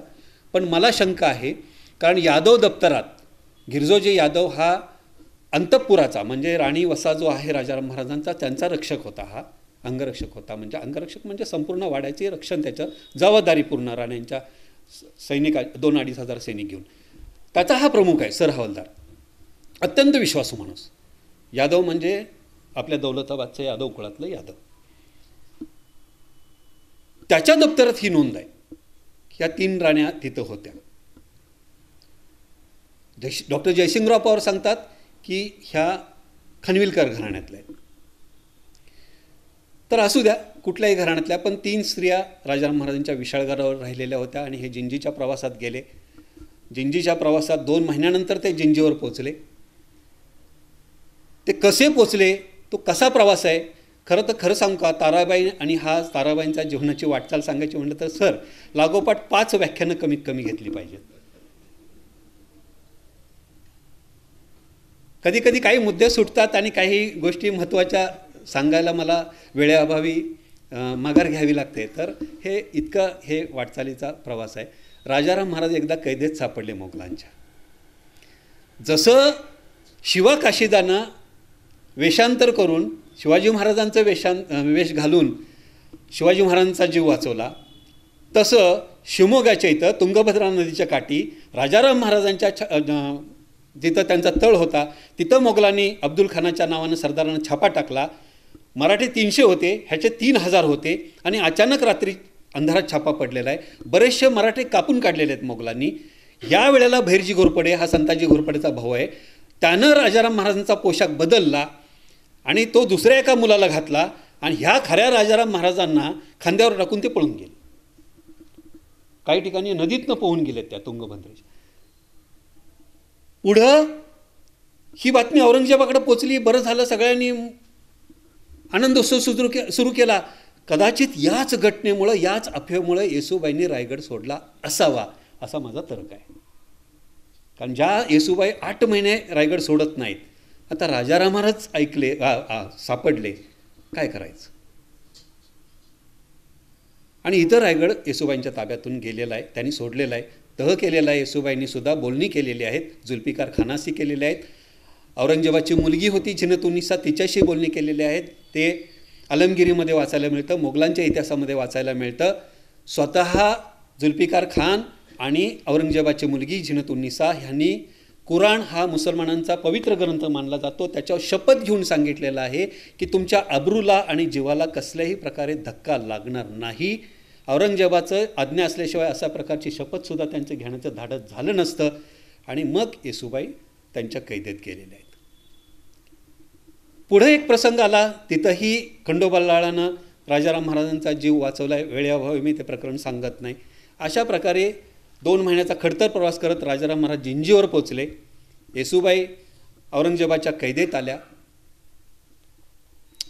जिंजीवर पोचल्यानंतर झालं काय, रायगडचा वेळा सुटलेला ह्या इतिगत खानाला जुल्फिकार खान म्हणून हे दिला, सन्मान दिला. आणि औरंगजेबानं सांगितलं ताबडतोब जिंजीला जा, जिंजीच्या तिथं जाऊन वेढा घालून राजाराम महाराजांना पकड. शिवाचा मुलगा माझ्या ताब्यात आला पाहिजे, मराठ्यांचा राजा माझ्या ताब्यात आला पाहिजे. अत्यंत खडतर प्रवास करत, वाटा चुकवत, कधी कुणी व्यापारी व्हायचं, कुणी बेगारी व्हायचं, कुणी भिकारी व्हायचं, कुणी यात्रेकरू व्हायचं, कुणी स्वयंपाकी व्हायचं, असे वेषांतर करत ही माणसं गेलेली आहेत जिंजीपर्यंत. ह्यांना 2 महिने लागले. ह्यांना 2 महिने लागण्याची गरजच नाही.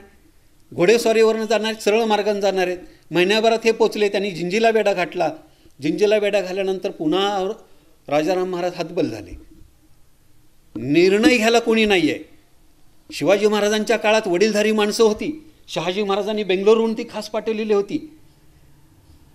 अशी कारभारी कुठं आहेत? सगळी तरुण मंडळी. राजाराम महाराज 20 वर्षाचे, कारभारी ही प्रल्हाद निराजे असेल, हे असेल, हे सगळी तरुण मंडळी आहेत. वडीलधाऱ्यांचा धाक नाही. म्हणतात ना, प्रेमाची आईची प्रेमाची हाक आणि बापाचा धाक, ह्या गोष्टी असल्याशिवाय मुलं घडत नसतात. तसंच आहे हो, राजावर सुद्धा कुणाचा तरी धाक असावा लागतो. प्रधानमंडळ आहे कशासाठी? चर्चा करण्यासाठी आहे, निर्णय घेण्यासाठी आहे. एकटा राजाचा सुद्धा निर्णय चुकू शकतो असं काही नाही. मंत्रिमंडळ कशासाठी असतं? मुख्यमंत्री केवळ एकटा निर्णय घेऊ शकत नाही. तसंच आहे. पण इथं कारभाऱ्यांनी सगळं राजारामांचं गोष्ट बिघडून टाकली. राजारामांची तिथं 3-4 लग्न झाली. एका स्त्रीकडनं त्यांना मुलगा पण झाला, रक्षा स्त्रीकडनं, विवाहित स्त्रीकडनं नाही. हे मार्टिननं लिहून ठेवलेलं आहे, फ्रेंच गव्हर्नर रोजनिशीमध्ये त्याच्या. आणि ही सत्य घटना असल्याशिवाय येसूबाई त्यांची कानउघाडणी करणार नाहीत. येसूबाई पत्र लिहितात राजाराम महाराजांना. म्हणजे बघा, येसूबाई कैदेत आहेत तरीसुद्धा राजारामावर लक्ष आहे. कारण राज्याचा संसार त्याच्या हातात दिलेला आहे. त्याचा संसार नाही, प्रजेचा संसार आहे, रयतेच्या राज्याचा संसार आहे राजारामाच्या हातात. येसूबाई कान उघडणीसुद्धा सौम्य भाषेत करतात. ते सांगतात, तुम्ही जिंजीवर पोचलात, बरे झाले. आम्ही इकडे कैदेत अडकलो बादशहाच्या, परंतु त्यांनी आमचा मान राखलेला आहे. तो आम्हाला चांगली वागणूक देत आहे. त्याची मुलगी बेगम झिनतुन्निसा शाहूराजांना मुलासारखं सांभाळत आहे. आम्हीही मुलगी म्हणून, बादशहाची मुलगी म्हणून राहत आहोत. आम्ही बादशहाचा इसे सांगितले आहे की राजाराम हे भांडण करून आम्हाला सोडून गेले. मुद्दाम सांगितलं आहे, कारण ह्यांची परत सलगी आहे म्हटलं की ह्यांचा जीव राहणार नाही. हे सगळं सांगितल्यानंतर येसूबाई म्हणतात, आपणास पुत्र झाला, आनंद झाला. बघा ही कान टोचणी कशी आहे. आपणास पुत्र झाला, आनंद झाला, पण तुमच्या बाया म्हणजे राण्या विशाळगडी, तुम्ही जिंजीस हे बरे नव्हे.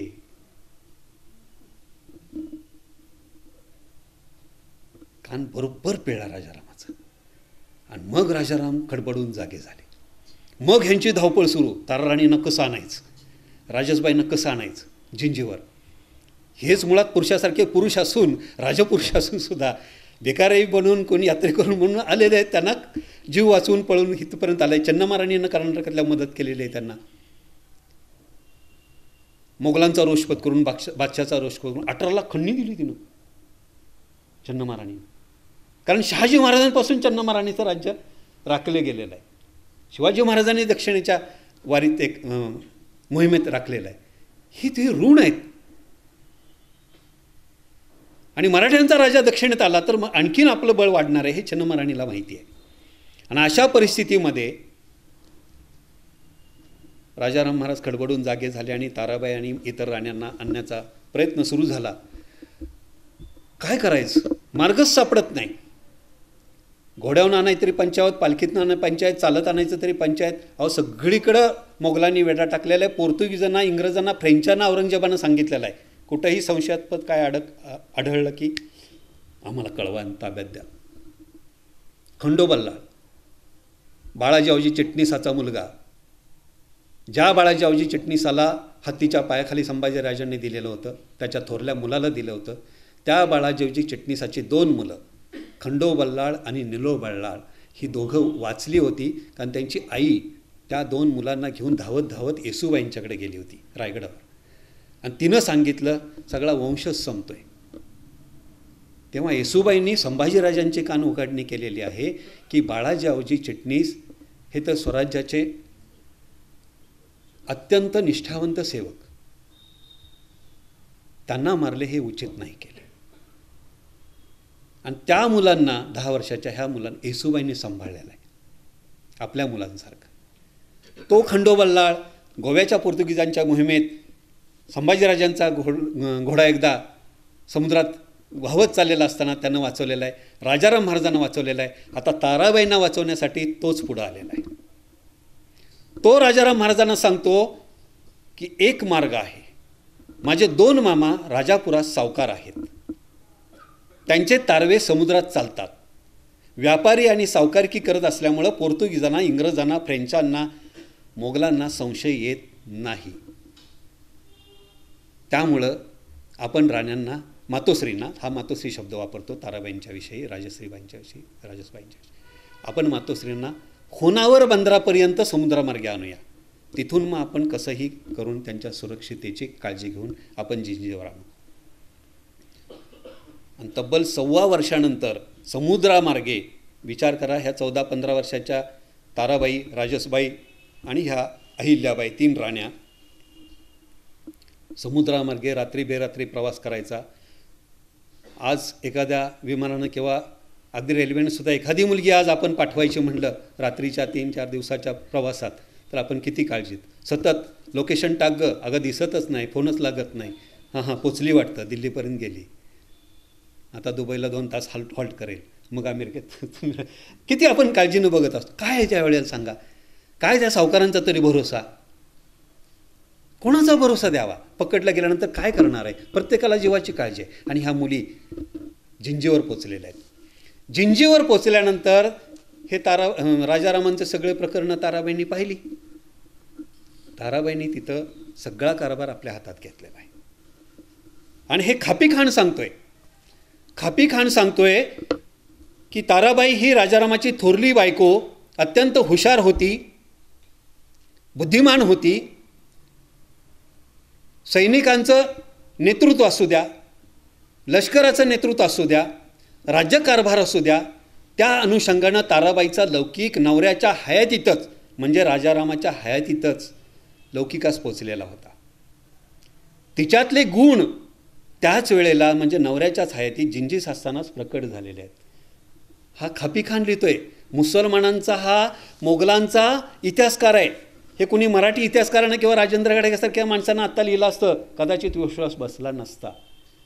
परंतु ताराबाईंना मुस्लिम इतिहासकारांनी, साकी मुस्तेद खान असू द्या, भीमसेन सक्सेना असू द्या, हा मनूचे असू द्या, ह्यांनी ताराबाईंचा गौरव वेगवेगळ्या शब्दांमध्ये मांडलेला आहे. आणि हिथं मग सगळी सूत्र हाती घेतल्यानंतर मग ह्या युद्ध मोहिमा, राज्यकारभार हा सगळा सुरू झालेला आहे. संताजीचा पराक्रम प्रचंड आहे. त्या संताजीवर 1-2 तासाचं व्याख्यान होईल. संताजीनं आता हिथं काय झाले सांगतो. हा जो जुल्फिकार खान आहे हा सुद्धा स्वार्थी आहे थोडा. ह्याला माहिती आहे की जर मराठे संपले आपल्याला कुठेतरी पश्चिम बंगाल का तिकडं अफगाणिस्तान इकडं मोहिमेवर पाठवणार आहे अफजल का औरंगजेब. हे तिकडं कुठेतरी जाण्यापेक्षा इथं राहिलेलं बरं. तसं म्हातारं हे मरायला चाललं आहे. हे मेलं की ह्यांच्या पोरांच्यात भांडणं लागणार. मग राजाराम महाराजांना म्हणायचं जिंजी तुम्ही घ्या, म्हणजे दक्षिणेचं राज्य, मी विजापूरचं राज्य माझ्या ताब्यात घेतो. स्वार्थ परमार्थ ह्या गोष्टी येतात. राजकारण आहे, राजनैतिक धोरण आहे. हिथं हे इंग्रजांनी लिहून ठेवलं आहे बरं का. इंग्रजांनी लिहून ठेवलेलं आहे की राजाराम महाराज आणि जुल्फिकार खानामध्ये मैत्री झाली आणि त्यामुळं राजाराम महाराज 8 वर्षे जिंजीवर सुखरूप राहिलेले आहेत. मधल्या काळात संताजी धनाजींना हा वेढा फोडला, जुल्फिकारांवर प्रचंड हल्ला केला, मोगलांच्या सगळ्या रसदी मोडून काढलेल्या आहेत. म्हणजे एक वेळ अशी आली की जुल्फिकार खान आणि त्याच्या सैन्याला खायला मिळत नव्हतं. जनावरं मरायला लागली, माणसं मरायला लागली आणि जुल्फिकार खान राजाराम महाराजांपुढं हात जोडतो की मी इथं वांदिवाश आहे, इकडं मी जातो 25 किलोमीटरवर राहतो, गुपचूप बसतो, मला फक्त जिवंत जाऊ द्या, मला जगायला काहीतरी द्या. राजाराम महाराजांनी ह्यानं आपल्यावर जास्त हल्ला केला नाही, आपल्या पत्नी राण्या सगळ्या गडावर आल्या, आपण पण 6-7 वर्ष काढली इथं. हे अंतर्गत त्यांची राजनीतीचं धोरण आहे. आणि त्या बळावर राजाराम महाराजांनी जुल्फिकार खान सोडवलं आहे. त्याला 15 लाख देणगी दिलेली आहे की बाबा काहीच खायला नाही ना, त्याच्या सैन्य तर जगलं पाहिजे. 5-6 हजार माणसं, जनावरं, घोडी आहेत, हत्ती आहेत सगळं. आणि मोगलांचं सैन्य म्हणजे सगळा गावगाडा बरोबर. हो, मराठे फक्त एकटे जात होते, हे सगळं बायका पोरं सगळं घेऊन जायचे. खर्च कसा भागणार. आणि अशा तऱ्हेनं ही वाटचाल जिंजीवर चालली असताना औरंगजेबाचा मुलगा ह्या जुल्फिकार खान आणि त्याचा बाप असद खान यांच्याबरोबर हे काही घेतच नाही. तो किल्ला ताब्यात घेईनच झाला आहे जुल्फिकार खान. औरंगजेबाला संशय आला इथं काहीतरी पाणी मुरत आहे, म्हणून त्याचा मुलगा त्यानं स्वतः पाठवला कामबक्षाला सगळ्यात धाकट्या. आणि हे दोघं काही काम करत नाही, तू जरा तिथं जाऊन वचक कर. मराठ्यांनी कामबक्षालाच कैद केलाय. औरंगजेबाच्या मुलाला कैद केल्यानंतर इकडं संताजीनं 9 कोटीची संपत्ती लुटलेली आहे. 9 कोटी रुपये त्या काळचे. अहो, एक हत्तीवरनं इतकी दौलत यायची. विचार करा, स्वराज्यात किती भर गाठली संताजीनं. तब्बल 25 हंबीरराव मोहिते आणि संताजी घोरपडेसारखे 25 नामांकित सरदार अक्षरशः लोळवले आहेत संताजीनं. औरंगजेबाला स्वतःच्या छावण्या बदलायला लागलेल्या आहेत संताजीच्या भीतीमुळं. म्हणजे जे मल्हारराव चिटणीसांना लिहिलेलं आहे की संताजी धनाजी घोड्यांना सुद्धा पाण्यात दिसतात का काय, घोड्यांना काय औरंगजेबाला सुद्धा पाण्यात दिसत असतील. इतकी वाईट परिस्थिती मोगलांची संताजीनं केलेली आहे. आणि अशा वेळेला कामबक्ष हा औरंगजेबाचा मुलगा ताब्यात सापडलेला असताना, इतका मराठे पराक्रम गाजवत असताना, दुसरं स्वराज्य निर्माण होईल इतकी संपत्ती लुटलेली असताना मोगलांची, राजाराम महाराज येसूबाईंना सोडवण्याचा प्रयत्न का करीत नाही. प्रयत्न केला, अनेक वेळा फौजा धाडल्या त्यांनी, धनाजी जाधवाला पाठवला, नेमाजी शिंदेला पाठवला, पण यश आलं नाही. संताजीचं म्हणणं यश येत नाही याचं कारण तुम्ही कामबक्षाशी आणि ह्यांच्याशी जी मसलत केलेली आहे त्या कारणे मराठे लढत नाही. आणि हिथं वादविवाद झालेला आहे दोघांचा, पराकोटीचा वाद झालेला आहे. तुम्हाला माहीत असेल नसेल, परंतु संताजीनं थेट छत्रपतींना कैद केलेलं आहे. म्हणजे धनाजी, हनुमंतराव घोरपडे, हनुमंतराव निंबाळकर, अमृतराव निंबाळकर जे ह्यांनी वतनं द्यायला सुरुवात केली, राजनीतीचं धोरण ह्यांनी जिंजीला हेच केलं की सगळ्यांना वतनं द्यायची. सभासद बखर, एक बखर लिहिणार त्याला सुद्धा 100 एकर जमीन. काय म्हणजे काय, वाटण्याला सुद्धा मर्यादा पाहिजेत ना. आणि त्यामुळे संताजी भयंकर चिडला. हो, संताजी म्हणाला आम्ही मरण मानकुटीवर घेऊन हिंडतोय आणि लढतोय मोगलांशी, आणि तुम्ही नको त्या कारभारांना डोक्यावर चढवून बसताय. आणि जे मोगलांशी लढतायत आणि पुन्हा एकदा आपल्या विरुद्ध लढतायत आणि पुन्हा त्यांच्या विरुद्ध लढतायत, हे ये जा करणाऱ्या संधी साधू सरदारांना तुम्ही वतनं देताय, हे बरोबर नाही. आणि कामबक्ष ताबडीत सापडला होता, त्याला कैद करून तुम्ही येसूबाईंची का सुटका केली नाही. संताजी तो भयंकर भांडतोय. हा कट्टर आहे, स्वराज्यनिष्ठ आहे. राजाराम महाराजांचे कान फुंकले सगळ्या सरदारांनी. हे संताजीच आपल्याला वरचढ झालेलं आहे, त्यालाच मारून टाकूया. आणि मग सगळी जिंजीची फौज 25,000ची ही कांचीपुरमला हा संताजी होता, त्याच्या छावणीवर चालून गेली. हे संताजीला कळलं, त्याचे हेर सगळीकडे पसरलेले असायचे. अप्रतिम योद्धा आहे हा. म्हणजे शिवाजी महाराजांच्या नंतर गनिमी काव्या त्यांच्याही पेक्षा वेगळ्या पद्धतीनं वापरणारा, गनिमी काव्याचा उपयोग करणारा जगात कुठलाही योद्धा झाला नाही, इतका अप्रतिम योद्धा संताजी घोरपडे. आणि ह्याच्यावर चालून गेल्यानंतर मग संताजी पण पेटून उठला. माझ्याच जीवावर उठले तर मी का लढायचं नाही, माझा जीव मला वाचवलाच पाहिजे. आणि या लढाईमध्ये नागोजी माने म्हसवडकरचा, ज्यानं संताजीची हत्या केली, त्याचा मेहुणा अमृतराव निंबाळकर हा संताजींना पकडला आणि त्याला हत्तीच्या पायाखाली देऊन ठार केला. हा राग नागोजी मानेच्या डोक्यात होता संताजीला मारण्याच्या विषयीचा. आणि ह्या लढाईमध्ये इतके सरदार मारले मराठ्यांचे, धनाजी जाधव पळून गेलाय. विचार करा, कुठल्या राजाला एखादा सेनापती सोडून जाईल का? कुठं शिवा न्हावी, कुठं बाजीप्रभू, कुठं मोरारजी देशपांडे. राजासाठी लढणारी माणसं म्हणजे लाख मेले तरी चालतील, पण लाखाचा पोशिंदा जगला पाहिजे म्हणणारी माणसं एकीकडं, आणि धनाजी जाधव राजाराम महाराजांना एकटं मैदानात टाकून पळून जातो. आणि इथं राजाराम महाराज कैद होतात, रात्रभर कैदेत राहतात, छत्रपती कैदेत राहतात संताजीच्या. दुसऱ्या दिवशी संताजी येतो, त्यांना कैदेतनं सोडवतो, माफी मागतो. माझ्यापेक्षा माझ्या हाताखाली लढणाऱ्यांना तुम्ही मोठं करताय आणि मला सेनापतीपदसुद्धा देत नाही. मी काय मागतोय तुमच्याकडे? इतकी धन दौलत स्वराज्यासाठी मी इतका प्राणप्रतिष्ठेनं लढतोय. माझं चुकलं, मान्यच आहे, माझी घोडचूकच आहे, परंतु तुम्ही काय करताय याचा विचार व्हायला पाहिजे. दुर्दैवानं तो विचार झाला नाही. राजाराम महाराज जिंजीवर संताजीनंच पोचवलं आहे त्यांना सुखरूप 2-2.5 हजाराची फौज देऊन, का तर पुन्हा मोगलांनी त्यांना पकडू नये म्हणून. आणि ह्यांनी संताजीचं सगळं सैन्य काढून घेतलं. सगळं काही जाणार नाही, संताजीवर सुद्धा निष्ठा असणारी, कारण संताजीनं पोचलेलं आहे. 25-25 हजार 40-40 हजाराची फौज त्यानं उभी केलेली पोचलेली आहे, पगार देऊन.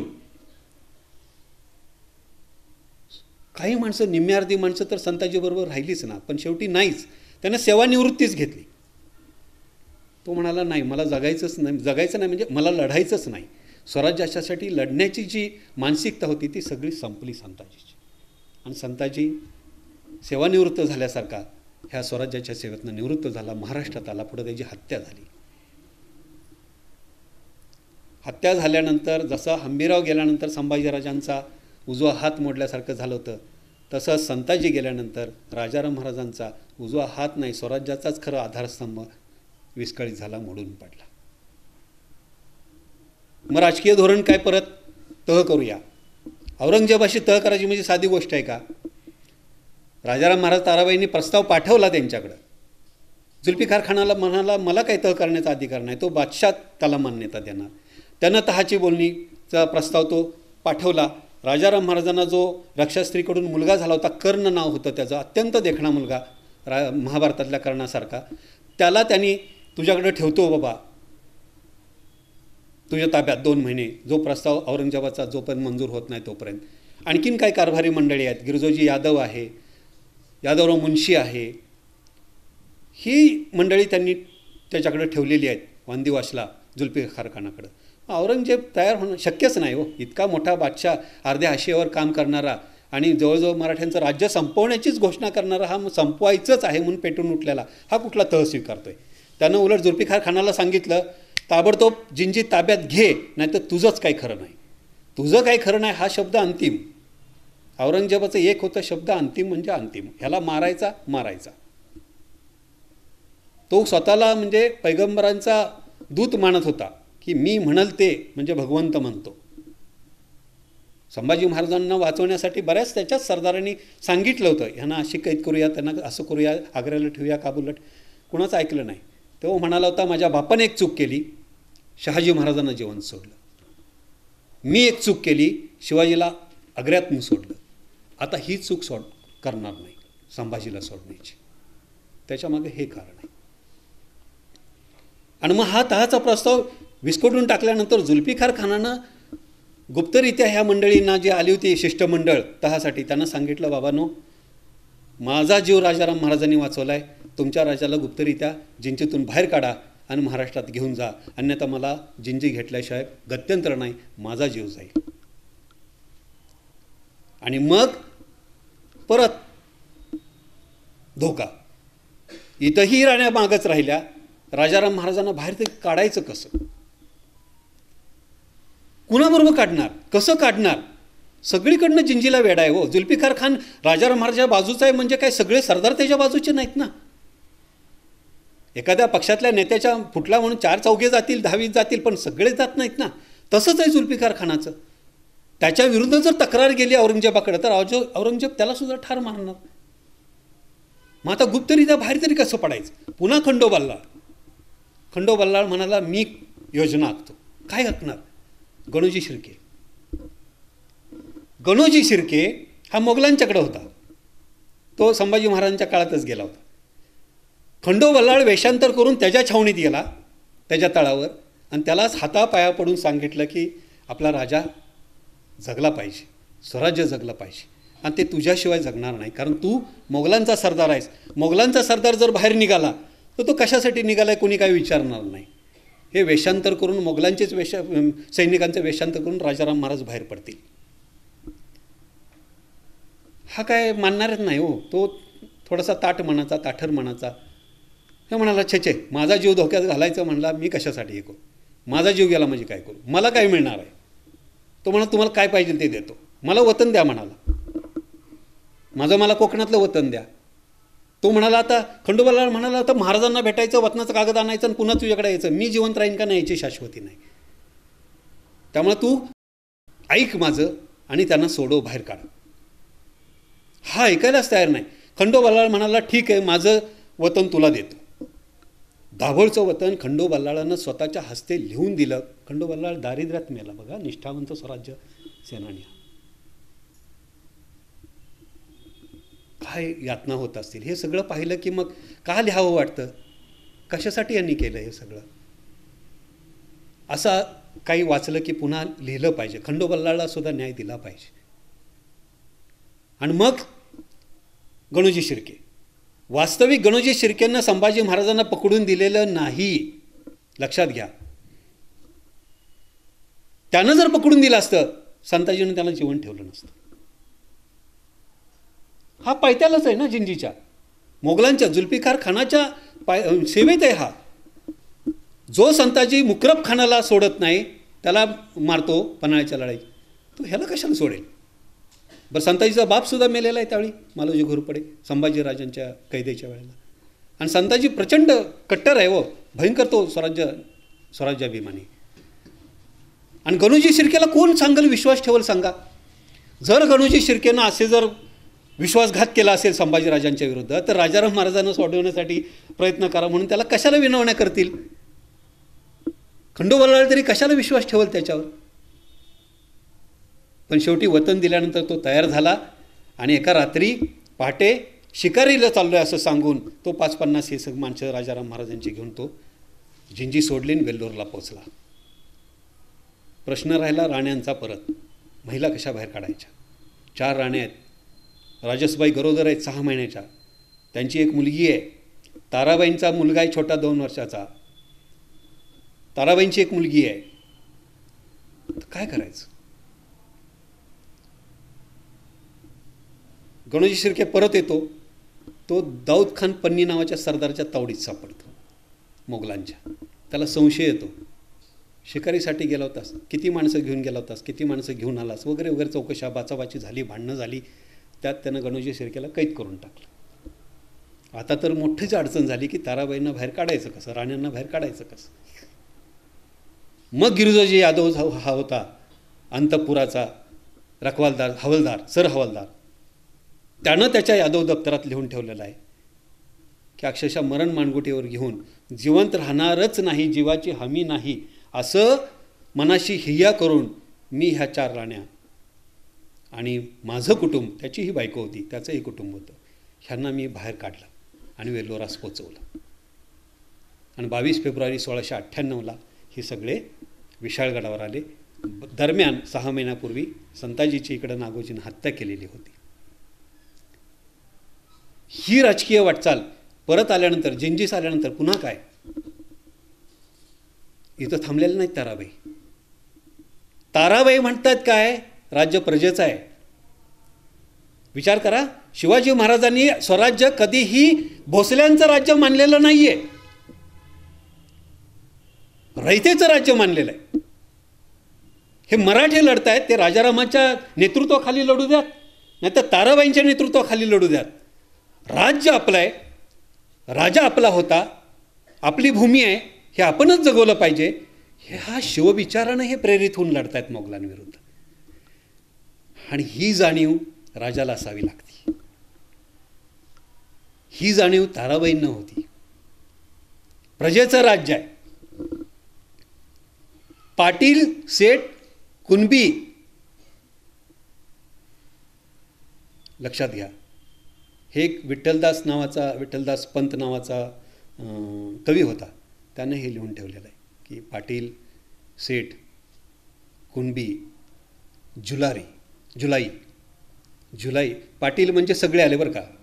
पाटील म्हणजे जहागीरदार, वतनदार ते येतात, त्यात देशपांडे आले, देशमुख आले, देशकुलकर्णी आले, कुलकर्णी आले, इनामदार आले, जहागीरदार आले, पाटील की ज्यांना मिळालेले देशमुखी वतन हे असे पाटील. पाटील, शेठ आदरणीय जगन्नाथ शेठ सर. समाजाचं काहीतरी देणं लागतो ही जाणीव असणारे शेठ लोक त्या काळातही होते. राजा आहे म्हणून प्रजा आहे, आणि कुणाला द्यायचं, काय आहे ते मोगलांना का द्यायचं, आपल्या राजाला का द्यायचं नाही, ही भावना. आपण सोलापुरात राहिलो, सोलापूरकरांनी आपल्याला काय दिलेलं आहे, त्यांना आपण काय देऊ शकतो, हा विचार करा. कुणबी म्हणजे सगळे शेतकरी, शेती करणारे, सगळ्या मराठ्यांसह कुणबी आले. जुलाई म्हणजे विणकाम करणारे, शिंपी काम करणारे, असे कोष्टी, लक्षात. चांभार, सोनार, परीट न्हावी, लक्षात घ्या, असे कितीतरी बिगारी. आणि ह्यांनी हे राज्य सांभाळलेलं आहे, तर ह्यांच्या प्रती आपण स्वराज्य अस्मिता जागृत केली पाहिजे, रयतेत गेलं पाहिजे. राजा हा प्रजेचं हित जपणारा असावा लागतो, सैनिकांचं हित जपणारा असावा लागतो. तो केवळ सत्तेचा अभिलाषीपणा जपणारा नसावा, केवळ सत्तेचा विचार करणारा नसावा. हा विचार या उभयतांनी केला. 2 वर्षाचा मुलगा आहे, ताराराणी घोड्यावर बसून राजाराम महाराजांबरोबर प्रजेत बाहेर पडलेल्या आहेत भेटायला. अख्खं समुद्र तट कान्होजी आंग्रेसारख्या सरदारांना सांभाळला. गड किल्ले, 40,000ची मराठ्यांची फौज आहे, पण 100 किल्ले ताब्यात आहेत. त्या किल्लेदारांना त्यांना भेटलं पाहिजे, त्यांना प्रोत्साहित केलं पाहिजे. आम्ही आहोत. आज आपण कार्यालयात काम करत असताना एखादी वरिष्ठ कार्यालयाची मंडळी येणार असली, आपण किती कामाला लागतो, आपण किती आदर सत्कार त्यांचा करतो, आपल्याला किती कुतूहल वाटतं, उत्सुकता वाढते. राजा येणार आहे भेटायला, शिवछत्रपतींचा मुलगा साक्षात छत्रपती भेटायला येणार आहे. काय प्रजेला वाटलं असेल, सरदारांना, गडकऱ्यांना केवढा आनंद, हुरूप वाढतो हो. तसे हे दोघं बाहेर पडलेले आहेत. राजाराम महाराज चकित झाले. राजारामांची प्रकृती इतकी नाजूक आहे, पण तेही बाहेर पडले. ताराबाई 2 वर्षाच्या मुलाला घेऊन बाहेर पडलेल्या आहेत. राजेशबाई गरोदर असल्यामुळे त्या विशाळगडावर थांबल्या. आणि हा विचार घेऊन हे बाहेर पडले, प्रजेला भेटले. 6 महिने त्यांचा प्रवास चालू आहे, संपूर्ण उत्तर कोकणचा. प्रतापगडावर आले. प्रतापगडावर निघताना त्यांनी जेव्हा जिंजीकडे जाताना आई भवानीची पूजा केली असेल, तिथं होम हवन केलं. ताराबाईंनी काही धार्मिक धोरणंसुद्धा आखलेली आहेत, निर्णय घेतलेले आहेत, राजाराम महाराजांच्या हयातीत घेतलेले आहेत. प्रतापगडावरून येताना पायथ्याला कुडाळच्या तिथं हेळवाक म्हणून गाव आहे, तिथं राजाराम महाराजांचा मुक्काम होता. त्यावेळेला हा जो गिरजोजी यादव आहे तो ताराबाईंबरोबर होता, आणि त्याला वतन पाहिजे होतं. त्याला एक वाईट वाटायचं की सगळ्यांना वतनं मिळाली, आणि मी इतकं माझं बापजाद्यांपासून, आजोबा पंजोपासून छत्रपतींच्या घराण्यात मी सेवेला आहे, पण आमची वतनं आम्हाला मिळत नाहीत. आणि त्यामुळं तो एक नाराज माणूस होता. पण या वेळेला काय झालं, ह्या राजेशबाई गरोदर होत्या, त्यांना मुलगा झाला. ही बातमी अंतपुराचा सर हवालदार या नात्यानं गिरजोजीनं पहिल्यांदा राजाराम महाराजांना द्यायची असती. एक परंपरा होती ती राजघराण्यातली. आणि ती बातमी दिल्यानंतर राजाराम महाराज म्हणतात आम्ही मुलाचं बारसं करायला जातो विशाळगडावर. ताराणी सांगतो तुम्ही सज्जनगडावर थांबा. ताराणी सज्जनगडावर थांबलेले आहेत. तिकडं गेल्यानंतर राजसबाई ह्या दुसऱ्या राणी म्हणजे राजारामांच्यावर सुद्धा ताराबाई राणी आणि राजसबाईंचा प्रभाव कसा होता बघा. राजसबाई राजारामांना सांगतात की आमचा जीव कुणामुळं वाचला, हे मूल कुणामुळं जन्माला आलं, गिरजोजी यादवांना आम्हाला जिंजीतनं बाहेर काढलं, गिरजोजी काकांना न्याय द्या, त्यांच्या वतनाचा कागद तयार करून द्या, तरच मुलाचं बारसं, नाहीतर राजपुत्राचं बारसं नाही. एक राणी केवढा मोठा निर्णय घेते बघा. आणि तो मग वारसा त्यांचा तो कागद येतो वतनाचा. तो वतनाचा कागद आल्यानंतर ताराबाईंकडे दुसरा हट्ट धरतो हा गिरजोजी की पालीच्या डबीचा हक्क मला द्या. पालीची डबी हा शब्द यात्रे दिवशी जेवढा काही ऐवज जमा होतो देवस्थानाकडं, तो सगळा ऐवज त्या ज्याच्याकडं तो वतन दिलेलं असते गावाचं त्याच्याकडं असतो. हा हक्क यादव घराण्याकडे होता. परंतु हा गिरजोजी यादव जिंजीस असताना ह्या गिरजोजी यादवाच्याच भावांनी 10 गावं त्याच्या वतनाखालची ही धनाजी जाधवाला विकून टाकली. आणि धनाजी जाधव आता ह्या डबीवर हक्क सांगायला लागला, कारण ते पाली गाव धनाजीच्या 10 गावामध्ये मोडायला लागलं. आणि ह्या दोघांमध्ये भांडण झालं. ताराबाईंना प्रश्न पडला, धनाजी सेनापती आहे, गिरजोजी तर आमचे जीव वाचवतोय, कित्येक वेळा वाचवला आहे, न्याय कुणाला द्यावा. त्यांनी सांगितलं हा डबीचा सगळा ऐवज सरकार दरबारी जमा होईल. पण नंतर हे दोघं भांडायला लागले आणि ह्यातले दोघं जर फुटले तर पंचायत होईल. म्हणून शेवटी न्याय, खऱ्या अर्थानं न्याय पाहिजे होता, तो गिरजोजी यादवांना दिला आणि डबीचा हक्क दिला. धनाजी नाराज झाला थोडा. ताराबाईंनी धार्मिक क्षेत्रात सुद्धा काम केलेलं आहे. सज्जनगडला रामदासांची समाधी होती, तिथं मोगलांचा हल्ला होत होता. तिथल्या दिवाकर गोसावी ह्याला त्यांनी वतन दिलेलं आहे. हरिश्चंदी नावाचं गाव होतं, ते त्याला वतन म्हणून दिलेलं आहे. आणि त्याला सांगितलेलं आहे की सज्जनगडाचे सगळे जे काही समाधीचे अवशेष तुटले असतील फुटले असतील ते पुन्हा बांधकाम करा. चाफळ जे राम मंदिर आता फेमस आहे म्हणजे प्रसिद्ध आहे, तिथंही देवस्थान होतं. त्या दिवाकर ह्या गोसावीलाच त्यांनी पत्र लिहिलेलं आहे की तटबंदी नदीच्या पुरामुळं पडत गेलेली आहे आणि ती देवळाला धडकलेली आहे. तुम्ही तटबंदी नुसती बांधू नका, ताकीद देतात की देवळाचं बांधकाम करा. आपल्या तुळजापूर भवानीची पूजा शिवाजी महाराजांच्या काळात ही थांबलेली होती, संभाजी महाराजांच्याही काळात थांबलेली होती. हा औरंगजेब आग्र्यापासून जिंजीपर्यंत तंजावरपर्यंत जिहाद पुकारतोय, अनेक हिंदूंना पाठवतोय, नाहीतर जिहाद. आणि अशा परिस्थितीमध्ये ताराबाई तुळजापूरच्या भवानीची पूजा चालू ठेवा म्हणून आदेश काढतात. नुसता आदेश काढत नाहीत तर तिथलंही गाव ते दत्तक देतात, म्हणजे वतन देतात. हे ताराबाईंनी देवीची पूजा सुरू केलेली आहे तुळजाभवानीची. अशी ही ताराबाई जगद्विख्यात आहे. खूप बोलण्यासारखं आहे पण मी थांबणार आहे वेळेअभावी. चालतंय ना? जगद्विख्यात का म्हणायचं ह्याचं एक कारण सांगतो की ताराबाई म्हटल्यानंतर शिवाजी महाराजांची सून आहे हे अनेक जणांना माहिती नाही. मी तर जगद्विख्यात हा शब्द वापरतोय. याचं कारण असं आहे, जगद्विख्यात तर याचं कारण मी नंतर सांगतो. तर मी तर म्हणेन की ताराबाई जन्माला आल्या हे आपल्या राष्ट्राचं भाग्य आहे. म्हणजे शिवाजी महाराजांमुळं स्वराज्य निर्माण झालं आणि मोगलांसारख्या साम्राज्याचा पाडाव झाला. औरंगजेब शिवाजी महाराजांच्या हयातीमध्ये दक्षिणेत आलेला नाही. पुढं संभाजी महाराजांनी लढवलं पण सगळे त्यांनी बरेचसे मराठे बाटवले, हिंदू बाटवले. ताराबाईंच्या काळातसुद्धा हे धोरण त्यांना अवलंबलेलं असताना ताराबाईंनी मराठ्यांनी इतका लढा दिलेला आहे की औरंगजेब हतबल झालेला आहे.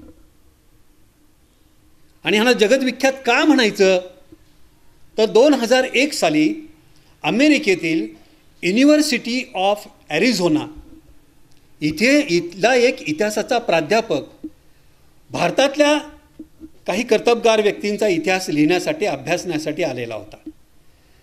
आणि मग शहाजीराजे असतील, शिवाजीराजे असतील, संभाजीराजे असतील, जिजाबाई असतील, ताराबाई असतील यांच्या इतिहासाचा अभ्यास करताना सुलताना बेगम असेल, निजामाचा वजीर मलिक अंबर असेल, ही सगळी व्यक्तिमत्व अभ्यासताना ताराबाईंविषयी जाणून घेण्यासाठी तो डॉक्टर जयसिंगराव पवार सरांच्याकडे कोल्हापूरला गेला होता 2001 साली.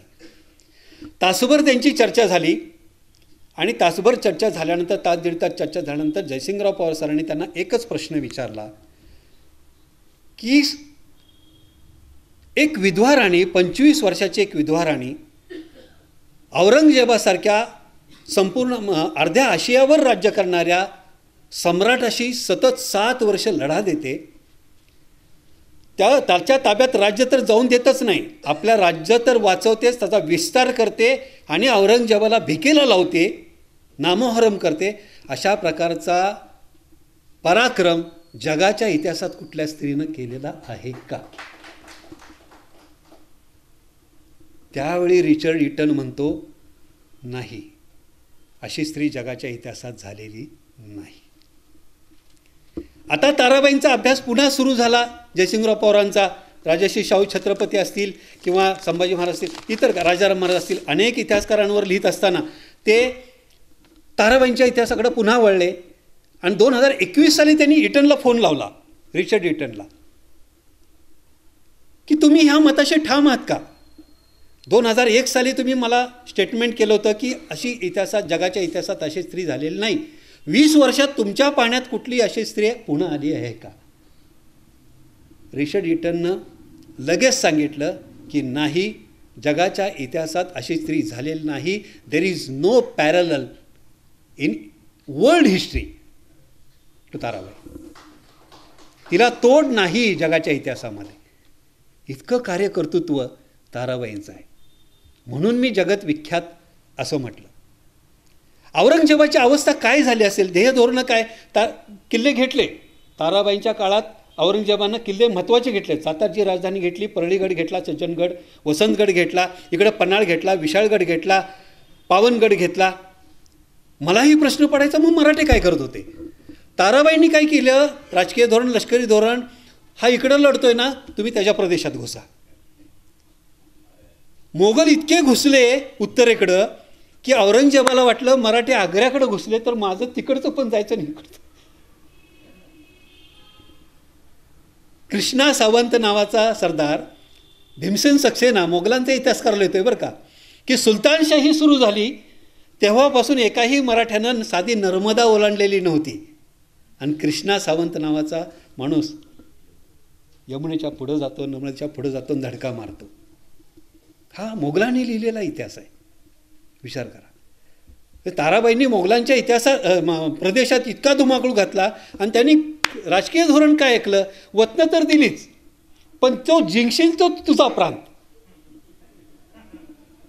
स्वराज्यात काय दिलं नाहीस तरी चालेल. ह्यांनी मोगलांचा पण प्रांत घेतला, मराठ्यांचा पण प्रांत आला ह्यांच्या ताब्यात. मोगलांच्याकडे काहीच राहिलं नाही. काही राहिलं नाही म्हणजे तुम्हाला सांगतो, औरंगजेब रडलेला आहे. ताराबाईंनी औरंगजेबाच्या डोळ्यातनं अश्रू बाहेर काढलेले आहेत. तो इतका हतबल झाला. 3 मुलं आहेत माझी, पराक्रमी सरदार आहेत. किती आहेत? 50-50 सरदार मराठ्यांच्याकडं, ह्याच्याकडं 500 सरदार. मराठ्यांची फौज किती? तो स्वतः म्हणतो की शिवा म्हणजे शिवाजीराव आणि त्याचे पुत्र जिवंत होते. 10-12 हजाराचं घोडदळ होतं आणि आता ह्यांचं घोडदळ 2 लाखापर्यंत गेलं. माझ्या सगळ्या मुलखात हिंडतंय. हे औरंगजेबाचे उद्गार आहेत. मनुची हा इटालियन प्रवासी आहे. त्यानं औरंगजेबाची फजिती इतकी लिहिलेली आहे की औरंगजेबाच्या अंतिम काळात तो रडला का तर मुलं माझी भांडणार हे 100%. राज्य राखलं जात नाही. मराठ्यांचं राज्य तर जिंकता आलंच नाही, पण आपलं आग्र्याचं सुद्धा तख्त राहतंय की नाही ही शंका आहे. एकदा मी मेल्यासारखं सोंग केलं आणि मेला म्हणून घोषणा झाली. खरंच भांडले. म्हणजे त्याचा मुअज्जम नावाचा मुलगा होता अफगाणिस्तानात. तिथं एवढं बंडाई झाली की 2,000 पठाण मारले गेले मुअज्जमचं वर्चस्व निष्ठ करण्यासाठी. विचार करा. हतबल किती झाला की मराठ्यांचं राज्य जिंकता येत नाही तर शाहूला मुसलमान करण्याचं त्यानं धोरण आखलं. का तर मराठ्यांना राज्य कसं द्यायचं? ह्याला जर छत्रपती म्हणून दिलं तर पंचायत, मग माझं काय शिल्लक राहिलं. ह्याला जर मारावा शाहूला तर एकदा अक्कल घेतलेली आहे छत्रपती संभाजी महाराजांना मारून. इतके मराठे पेटलेले आहेत की मला जगून देत नाहीत. शाहूला मारल्यानंतर मीच नाही, माझे वंशसुद्धा जगणार नाहीत. म्हणून तो शाहूंना ठार मारत नाही. तो धनाजी जाधवाच्या तर्फे आणि रायभान भोसले म्हणून व्यंकोजी राजांचे पुत्र होते, त्यांच्यातर्फे तहाची बोलणी ताराबाईंच्याकडे पाठवते तहाचा प्रस्ताव. केवढी वेळ आली बघा त्याच्याकडं, की छत्रपती शाहू महाराज माझा मुलगा कामबक्ष आहे, याच्या जोडीनं दक्षिणेचा सुभा सांभाळतील. मुसलमान करण्याचा डाव आहे. आणि तुम्हाला काय पाहिजे असेल ते देशमुखीचा चौथा हिस्सा किंवा चौथा आपण म्हणतो चौथ तो दिला जाईल. ताराबाई म्हणल्या छे छे. साकी मुस्तिद खान म्हणतो शिरासारखा गोळा तोंडात येता पडल्या मराठ्यांच्या एवढ्या कष्टांनंतर हे कसे देतील तहाला, शक्यच नाही. त्याची बायको आणि मुलगी आली जिनतुन्निसा. तरण्यात 8 होतो, महाराष्ट्रात आलो त्यावेळी म्हाताऱ्या झालो आम्ही. काय जगलो, राजेशाही थाटात दिल्ली आग्र्याला जगत होतो. ह्या दगडधोंड्यात जरी खोऱ्यात रानात वनात काट्या कुट्यात हयात गेली आमची. तरण्याचं म्हातारं झालो आम्ही. काय 4 वर्ष राहिली असतील तेवढी तरी चांगली काढू द्यात अब्बाजान, आग्र्याला परत जाऊया. ह्याची माघार घेण्याची वृत्तीच नाही, शक्यच नाही. इतकं केल्यानंतर मरायचं ते सुद्धा लढून मारायचं असं म्हणतो. माझं अल्लाह प्रार्थना करतो की माझं रक्त सांडू दे. मराठे एवढे हुशार, औरंगजेबाला 3 वेळा पकडण्याचा प्रयत्न त्यांनी सोडून दिलेला आहे. कारण का, ह्याला सोडलं तर आपल्याला खायलाच काही मिळणार नाही ना. खायला काय म्हणजे सगळं व्यापलंय हो ह्यानी, सगळा प्रांत व्यापलेला आहे मराठ्यांनी. आणि ह्याचा पैसा येतोय, हे लुटायचा ना आपणच घ्यायचा. जर औरंगजेब मेला तर काहीच येणार नाही. हे मराठ्यांना हे पाहिजे होतं की हा संपला पाहिजे, ह्याची धन दौलत संपली पाहिजे, ह्याला असा संपवायचा. आणि ह्या बायका रडतायत आणि तरीही ऐकायला तयार नाही. आणि अशा दरिद्र्य अवस्थेत, ही दारिद्र्य अवस्था त्याची फक्त मी मार्टिनच्या मनुष्यच्या शब्दात ऐकवतो फक्त तेवढंच मी, कारण त्याचे शब्द इकडं तिकडं होऊ नयेत म्हणून मी सांगतोय, बाकी काही नाही. त्याच्या अवस्था मनुष्याने लिहून ठेवले औरंगजेबाच्या छावणीची. तो काय लिहितो बघा, बादशाच्या छावणी इतकी घाणेरडी जागा पृथ्वीच्या तलावर सापडणार नाही. बादशाच्या छावणी इतकी घाणेरडी जागा पृथ्वीच्या तलावर दुसरीकडे कुठेही सापडणार नाही. त्याच्या छावणीजवळून जाताना नाक धरून जाणेही मुश्किल होत असे. माशा सर्वत्र घोंगावत असतात, त्या इतक्या की काहीतरी खायला घ्यायचे प्यायला घ्यायचे म्हटलं तरी उलट्या होतात. बघा, जो बादशाह सोन्या चांदीच्या शामियानात राहत होता, जड जवायची धन दौलत अख्ख्या अर्ध्या आशियावर राज्य करत होता, त्याची ही अवस्था आहे. माशा सतत सर्वत्र घोंगावत असतात, त्या इतक्या की काहीतरी खायचे प्यायचे म्हटले तरी उलट्या होतात. दररोज असंख्य माणसे आणि जनावरे मरून पडतात, त्याची दुर्गंधी सर्वत्र पसरत असते. मेलेल्या माणसांना जनावराप्रमाणेच दोरी बांधून ओढून नेले जात असते. शेकडो माणसांना जनावरांप्रमाणे दोरी बांधून ओढून नेले जाते. त्यांच्या अंगावर जे काही चांगले चुंगले असेल ते सुद्धा लुबाडून ते प्रेत एखाद्या खड्ड्यात ढकलून दिले जात असे. पूर्ण गाडणं तर सोडूनच द्या. त्यावर नंतर कोल्ही कुत्री तुटून पडत आणि त्या प्रेतांचा फडशा पाडत.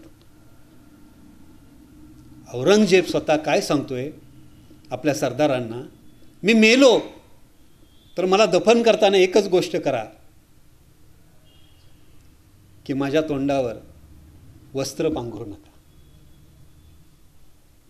दफन करताना आपण सगळं पांघरतो, वस्त्र दहन करताना सुद्धा आपण वस्त्रानं पांघरतो नव्यानं. तो दफन हे करताना म्हणतो माझ्या तोंडावर तेवढं वस्त्र टाकू नका. का, तर मला नरकात जागा नको आहे. मी माती झेलली इथली तोंडावर तर मला कदाचित स्वर्गात जागा मिळेल. माझ्यासारखा पापी पृथ्वी तलावर झाला नाही. मला अल्लाह माफ करेल की नाही माहिती नाही, परंतु त्यांना माफ करावं आणि मला स्वर्गात जागा द्यावी म्हणून एवढं तरी माझ्यासाठी करा. ही औरंगजेबाची करुण कहाणी आहे आणि ही ताराबाईंनी केलेली आहे.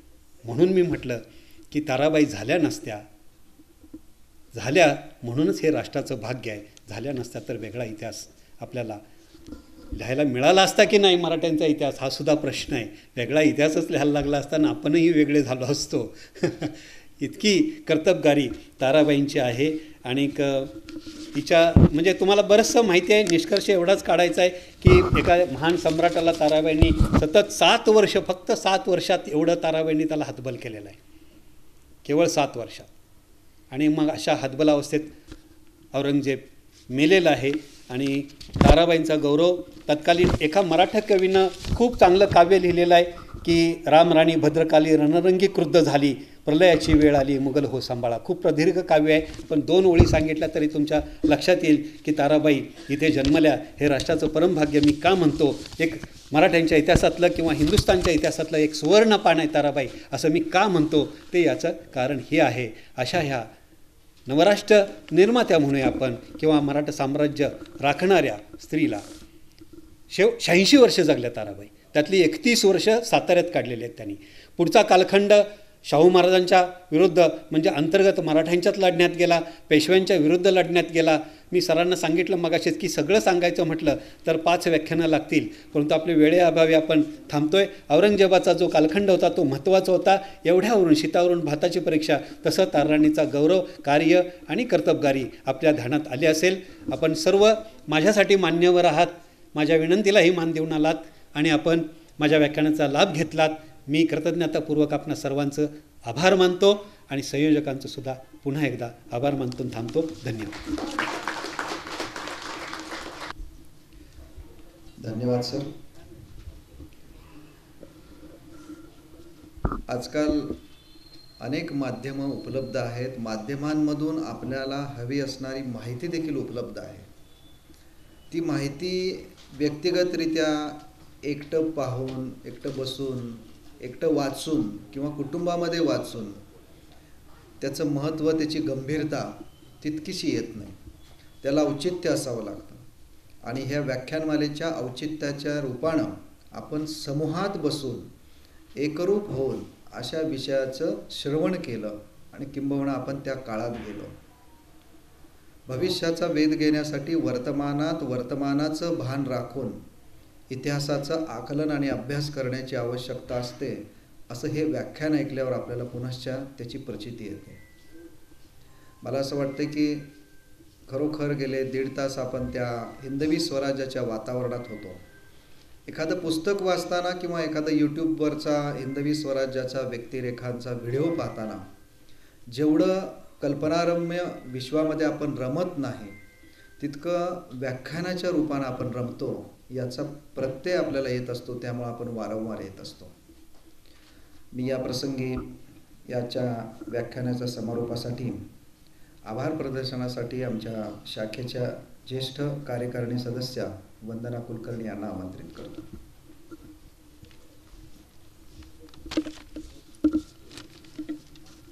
सर्वांना नमस्कार.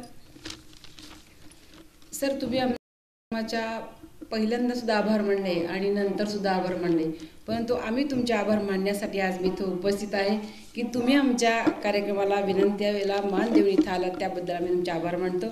महाराष्ट्र साहित्य परिषद शाखा पुणे शाखा सोलापूर आणि लोणकरंजी जगन्नाथजी चंडक ट्रस्ट यांच्या वतीने जी चंडक व्याख्यानमाला सुरू आहे ते आज दुसरं पुष्प गुंफण्यासाठी आज माननीय आपल्याला राजेंद्रजी घाडगे सर आले आणि त्यांचे मौलिक विचार आणि इतिहासाबद्दल किंवा महाराणी ताराबाई यांच्याविषयी त्यांच्या एकूणच जीवनपटाविषयी आपल्या समोर खूप छान चिंतनशील अभ्यासपूर्णतेने सरांनी आपल्याला मांडलेला आहे.